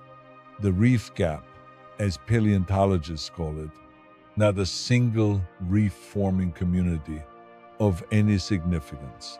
For 10 million years, after the extinction, the organisms that had built the Permian reefs were mostly gone, and the organisms that would build the Triassic reefs had not yet evolved or had not yet developed the capacity for reef building in the forms that were present in the immediate aftermath. A marine world without the complex three-dimensional habitat structure that reefs provide, without the biodiversity hotspots that reefs support, without the cascading ecological complexity that reef ecosystems generate, a simplified ocean, a recovering ocean, slowly accumulating the species, the relationships, the ecological complexity that would eventually make the Triassic Ocean a rich world again. But for those 10 million years, the ocean was quiet in a way it had not been quiet for hundreds of millions of years before the extinction. And the fish that had survived, the bony fish, the sharks, the rays, the coelacanths, swam through this simplified world, eating what there was to eat in reduced diversity, in reduced abundance, finding food in an ocean that had been stripped of most of its previous complexity, but finding it because life does not stop looking, even in a depleted world, even in the aftermath of catastrophe. Life continues looking, finding, persisting until the conditions change and complexity can begin to accumulate. Again, the return of complexity when the world filled up again the Middle Triassic, about 240 million years ago, was the turning point, the point at which the post-extinction recovery began to accelerate. New ecological relationships were being established between the new species that had evolved in the recovery period, new food webs, new predator-prey dynamics, new mutualistic relationships between plants and the animals that dispersed their seeds or pollinated their flowers, new parasitic relationships, new symbiosis. The rebuilding of ecological complexity is not just the accumulation of species. On Ebi-Wan, it is the accumulation of relationships. Each new species brings with it the potential for new relationships with every other species in the system. And as the number of species grows, the number of potential relationships grows even faster, producing the explosive increase in ecological complexity that characterizes a recovering ecosystem as it moves from the simple post-extinction monoculture toward the diverse, richly interconnected, fully realized ecosystem that preceded the extinction. In the Triassic Ocean, new reef-building communities emerged, different from the Permian reefs, but filling the same role. The scleractinian corals appearing for the first time, building reefs that would persist and diversify into the coral reefs of the modern ocean, a 240 million year lineage of reef building beginning in the recovery from the Great Dying in the Triassic Ocean. On land, new plant communities were establishing themselves, new gymnosperm forests, new seed ferns, new horsetails. In the wet environments, a different forest from the Permian, but a forest nonetheless, and in the forest, the surviving cynodont lineages were diversifying the rhynchosaurs, the herbivores, the carnivores, the small insectivorous forms that would eventually give rise to the first true mammals. In the late Triassic, around 225 million years ago, the first mammals, the moment that changed everything, 225 million years ago. Give or take, the first true mammal appeared in the forests of the late Triassic, not in a moment, not with drama, not with any visible sign that something significant had happened, just a small, shrew-like creature with a brain slightly larger than its cynodont ancestors, with 3 middle ear bones, now fully detached from the jaw, fully functioning as hearing bones, with a dentary jaw made of a single bone on each side, with through molars, with complex occlusal surfaces for processing food, with fur, almost certainly, though fur doesn't fossilize, with warm blood, almost certainly, though physiology doesn't fossilize directly, with maternal milk production, almost certainly, though that also doesn't fossilize. The first mammal was indistinguishable to any observer from any other small nocturnal insectivore of the late Triassic. There was no fanfare, no announcement, no marker in the rock that says, here, at this level, the mammals began just the slow accumulation of mammalian features in a lineage that had been accumulating them for 60 million years, Cincha Dimetrodon, until one day the last non-mammalian feature was acquired and a mammal existed where before there had been a synodon. The line between the two is drawn by paleontologists. For our convenience, for clarity, in a process that had no lines, that was continuous, all the way from the Permian to the Triassic, to the Jurassic, to was the first mammal, was probably nocturnal. The dinosaurs were active in the day, large, dangerous, dominating the daylight hours.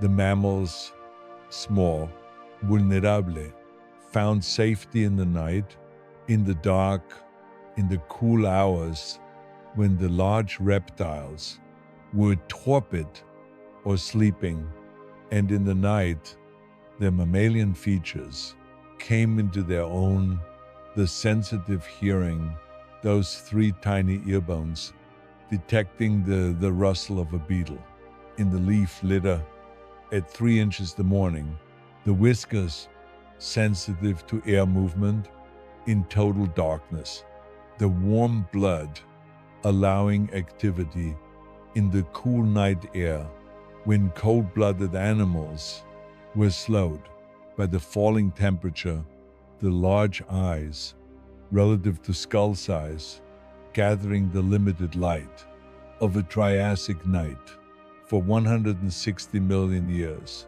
While the dinosaurs ruled the day, the mammals ruled the night.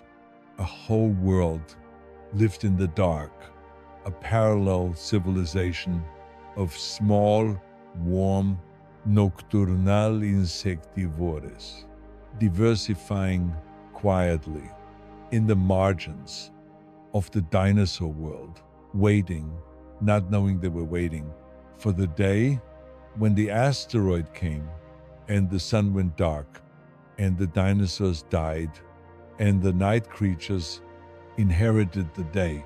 The Permian in your body, you are older than you know. I want to bring the Permian into the room you are in right now, into your body, into the breath you are breathing. The Permian is not just a chapter in a textbook, not just a period on a geological time scale. The Permian is in you, materially, directly, undeniably. The three tiny bones in your middle ear were jaw bones. In Permian synapsid, the secondary palate that allows you to breathe. While you chew, that allows you to speak continuously without pausing to breathe. Between every word was evolving in the Permian cynodont, the differentiated teeth that allow you to bite with your incisors and tear with your canines and grind with your molars were developing through the Permian therapsids, the warm blood that keeps you at 37 degrees Celsius in any climate, that allows you to be active. In cold conditions, that requires the extraordinary caloric investment that drove the development of complex food-finding behavior of large brains. That complex behavior required was a Permian innovation, the fur that you no longer have because you evolved it away. In the warm African climate of your hominin ancestors was first grown in the Permian by the ancestors of all mammals. You are modified Permian therapsid. Every mammal is. The basic body plan was laid out 252 million years ago, or earlier in the warm and cold and extreme and extraordinary world of Pangea by the animals that survived. And the animals that didn't, and when you breathe, right now, you are breathing with lungs that are the refined descendants of lungs that breathed the sulfurous air of the Triassic aftermath when the great dying was just ending and the world was beginning again. The breath you are taking is the latest breath in a lineage of breaths going back 252 million years to the survivors of the most catastrophic event in the history of complex life. The meaning of survival, what it means to still be here. There is a word that I keep coming back to. When I think about the Permian, the word is contingency. The world we have is contingent, dependent on the specific, unpredictable, often random outcomes of specific events at specific moments in the deep past. If the Siberian traps had erupted with slightly less intensity, if the CO2 release had been slower, if the ocean anoxia had not reached the shallow seas, the great dying might have been less total. The Permian therapsids might have survived in greater diversity, and the Triassic would not have been the age of the archosaurs. It would have been the age of the therapsids, continuing, diversifying into forms we cannot predict. The dinosaurs might never have risen to dominance because the ecological space they filled would already be occupied by therapsid lineages that had been there for 50 million years. And without the dinosaurs, the specific evolutionary pressures that shaped the Mesozoic mammals would not have been present. The nocturnal lifestyle, the small body size, the specific cognitive demands of navigating a world dominated by giant reptiles that drove the expansion of the mammalian brain would not have been exerted, and the mammals might have remained in the modest, unremarkable, small-bodied, insectivorous niches that they occupied throughout the Mesozoic, without the asteroid, without the end of the dinosaurs, without the 6 million year window of opportunity that the Cenozoic provided. The mammals might never have diversified into the extraordinary range of forms that the Cenozoic produced: whales and bats and elephants and lion and primates and you, all of it, contingent, all of it, dependent on the specific, accidental, unpredictable history that actually happened, and not on the infinite number of histories that could have happened, but didn't. You exist because of a specific sequence of contingent events that stretches back to the Permian and before to the Cambrian, to the first cells, to the origin of life, to the formation of the Earth, to the collapse of the solar nebula, to the nuclear reactions in a star that formed and exploded before the sun existed, seeding the nebula with the heavy elements without which rocky planets like Earth could not form. Your existence is the last link in a chain that stretches to the beginning of everything, the fire and the seed. How catastrophe creates possibility in ecology. There is a concept called pyrophytic adaptation, adaptation to fire. Many plant species have evolved to not merely survive fire, but to require it. The lodgepole pine of North American forests has serotinous cones sealed with resin that only open when exposed to high heat. the heat of a fire. The seeds inside released only after the fire has cleared the ground, killed the competing vegetation, opened the forest canopy to the light that the young pines need to establish themselves. The fire that looks like destruction is the trigger for the reproduction of the lodgepole pine.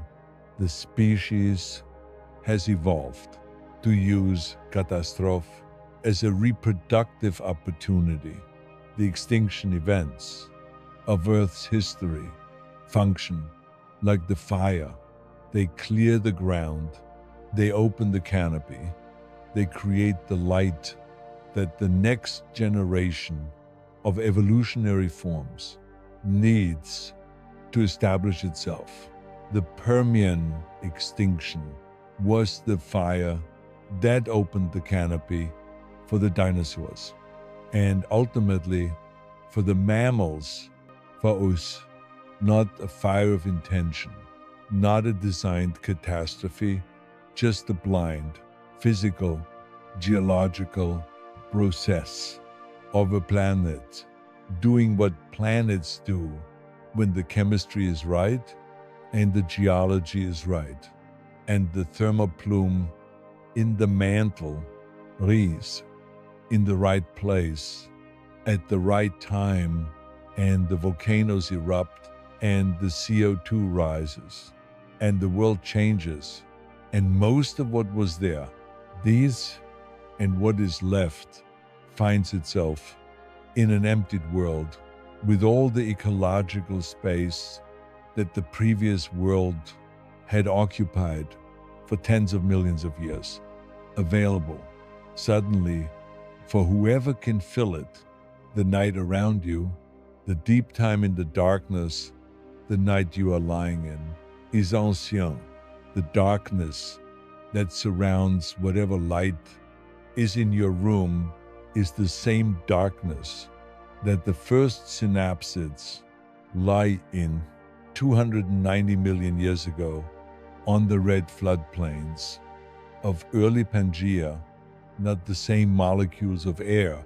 The molecules have cycled through the biosphere many times since then, but the same darkness, the same physics, the same astronomical night produced by the same Earth, rotating on the same axis, orbiting the same sun, the sun that was already old in the Permian, already 4 billion years old, already past the first half of its existence, shining on the Permian world as it shines on yours, the stars that the Permian animals never looked up at, because looking up at stars requires a cognitive architecture that wasn't there yet.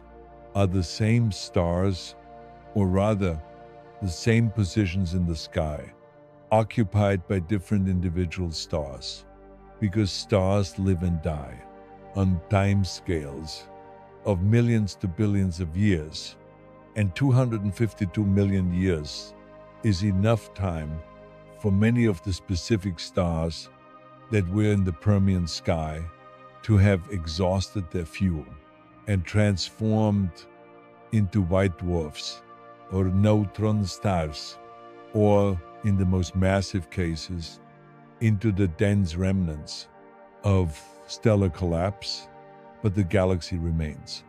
The Milky Way that the Permian therapsids never looked at is still there, above you, whether you can see it tonight or whether the light of civilization hides it.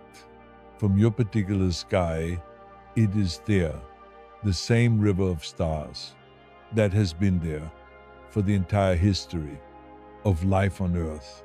Longer, much longer, the last Permian evening, imagining the world before the end. Let me take you to one last place before we sleep, to a specific evening in the late Permian, perhaps 252.1 million years ago, a few thousand years before the worst, before the ocean anoxia reached the shallow seas, before the last reefs collapsed, before the final forests burned.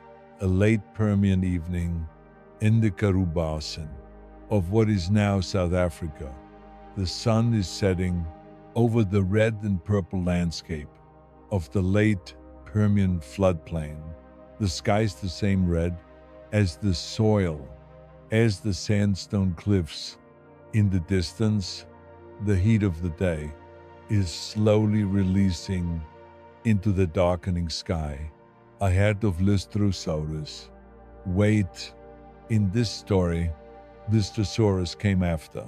In this story, it is still the Permian, still the full Permian world, ahead of Dicynodonts, large, heavy-bodied, moving slowly along the margin of a river toward a stand of Glossopteris trees that grow in the wetter soil near the water, their tusks catching the last light. As they walk, the thud of their footsteps, audible across the floodplain, somewhere in the Glossopteris stand. A cynodon, small, brown or gray, crouched under low branch, watching the Dicynodons with large, alert eyes, whiskers twitching as the evening air carries the scent of the larger animals. The cynodont is not afraid of the Dicynodons. They are herbivores, not threats. The cynodont is watching for the Gorgonopsid that has been using this river crossing for the last 3 days, that the cynodont knows about, because the cynodont knows this territory. Every tree, every hollow, every scent trail left by every significant animal in this small piece of the late Permian world, the cynodont does not know that the world is ending, that 252 million years from now, a descendant of its lineage would be lying in a room somewhere listening to a voice describe this moment. The cynodont just knows the smell of the evening air and the position of the Gorgonopsid and the location of the burrow that it will return to when the night is fully dark and safe, and where it will sleep, curled, warm-blooded in the earth, while the Permian stars turn overhead for a few thousand more years, before the sky begins to change, before the sunsets become more vivid, more orange, more sulfurous, as the first plumes of the Siberian traps begin to reach the stratosphere, before the rains become acid, before the ocean begins its long, slow, terrible dying. The cynodont doesn't know any of this. It just breathes in the evening air of the late Permian and watches and waits and lives. It's small, warm, particular, irreplaceable.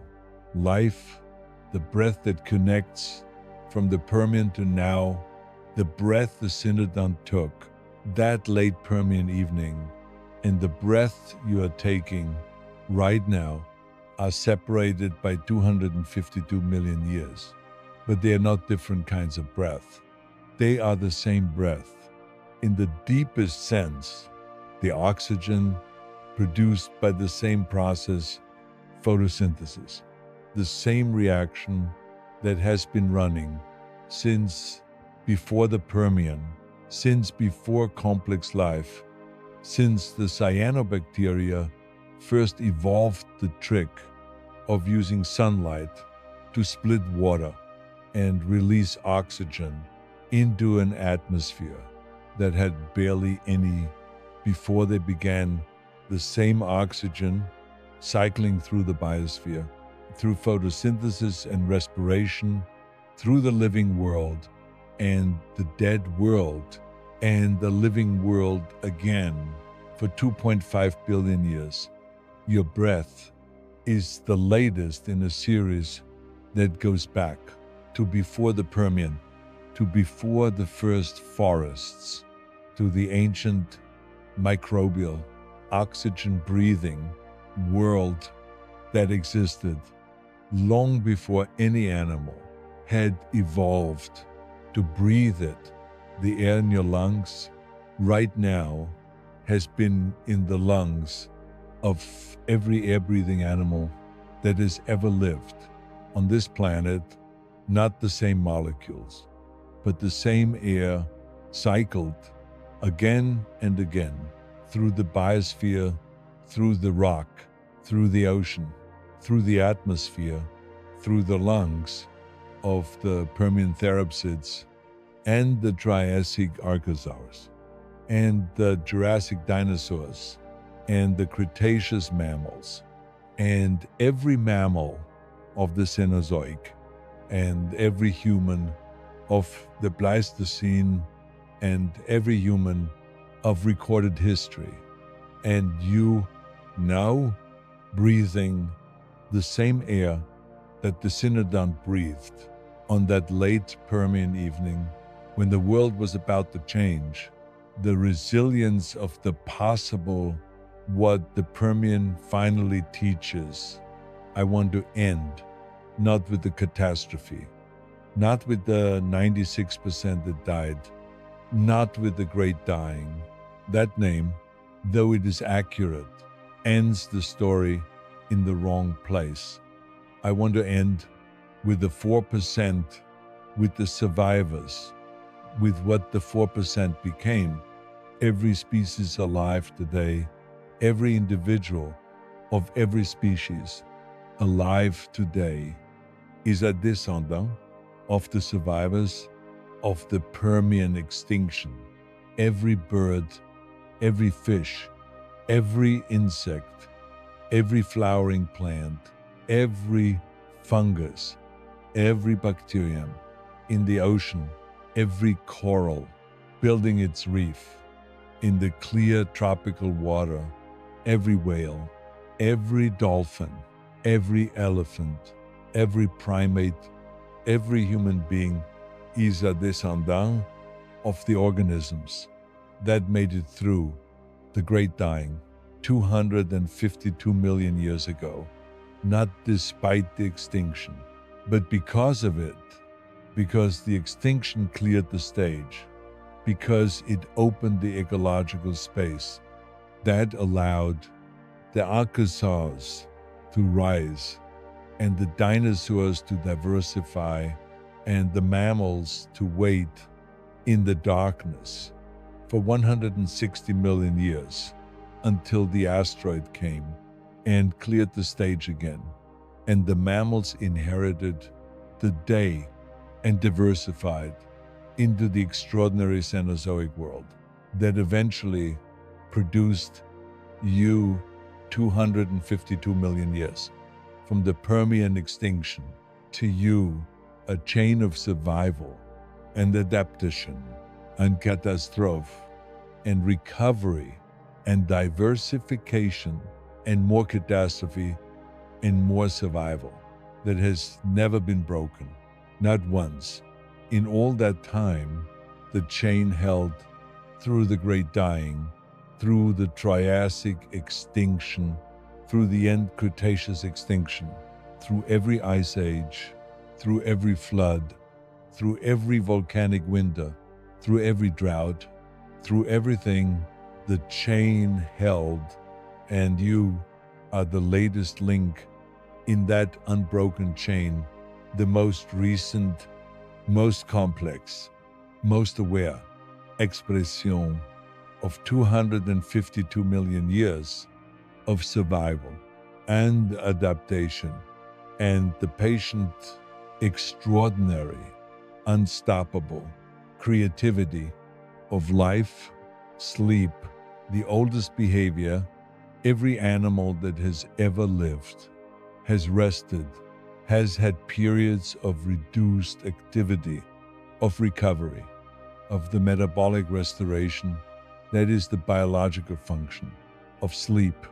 The Permian therapsids rested in their burrows in the cool Triassic nights. The first mammals slept in the Jurassic undergrowth, while the dinosaurs moved through the daylight world. Above them, the early primates slept in the trees of the Eocene forests. Your ancestors slept under the open sky of the African savanna. In every generation of every species, in every epoch of the 252 million years that connects the Permian to now, every individual slept. Rest is not a human invention. It is as old as the warm-blooded body that requires it, as old as the brain that generates it, as old as the metabolic demands that make it necessary. Sleep is the most ancient behavior of the mammalian lineage, the behavior that the first mammal performed, the same behavior that you are about to perform right now in this room, in this body.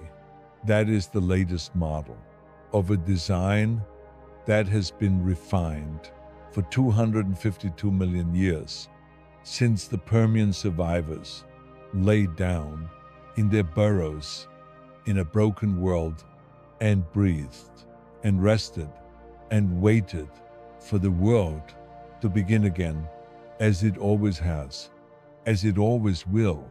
The world is still here. The chain is unbroken. The breath continues.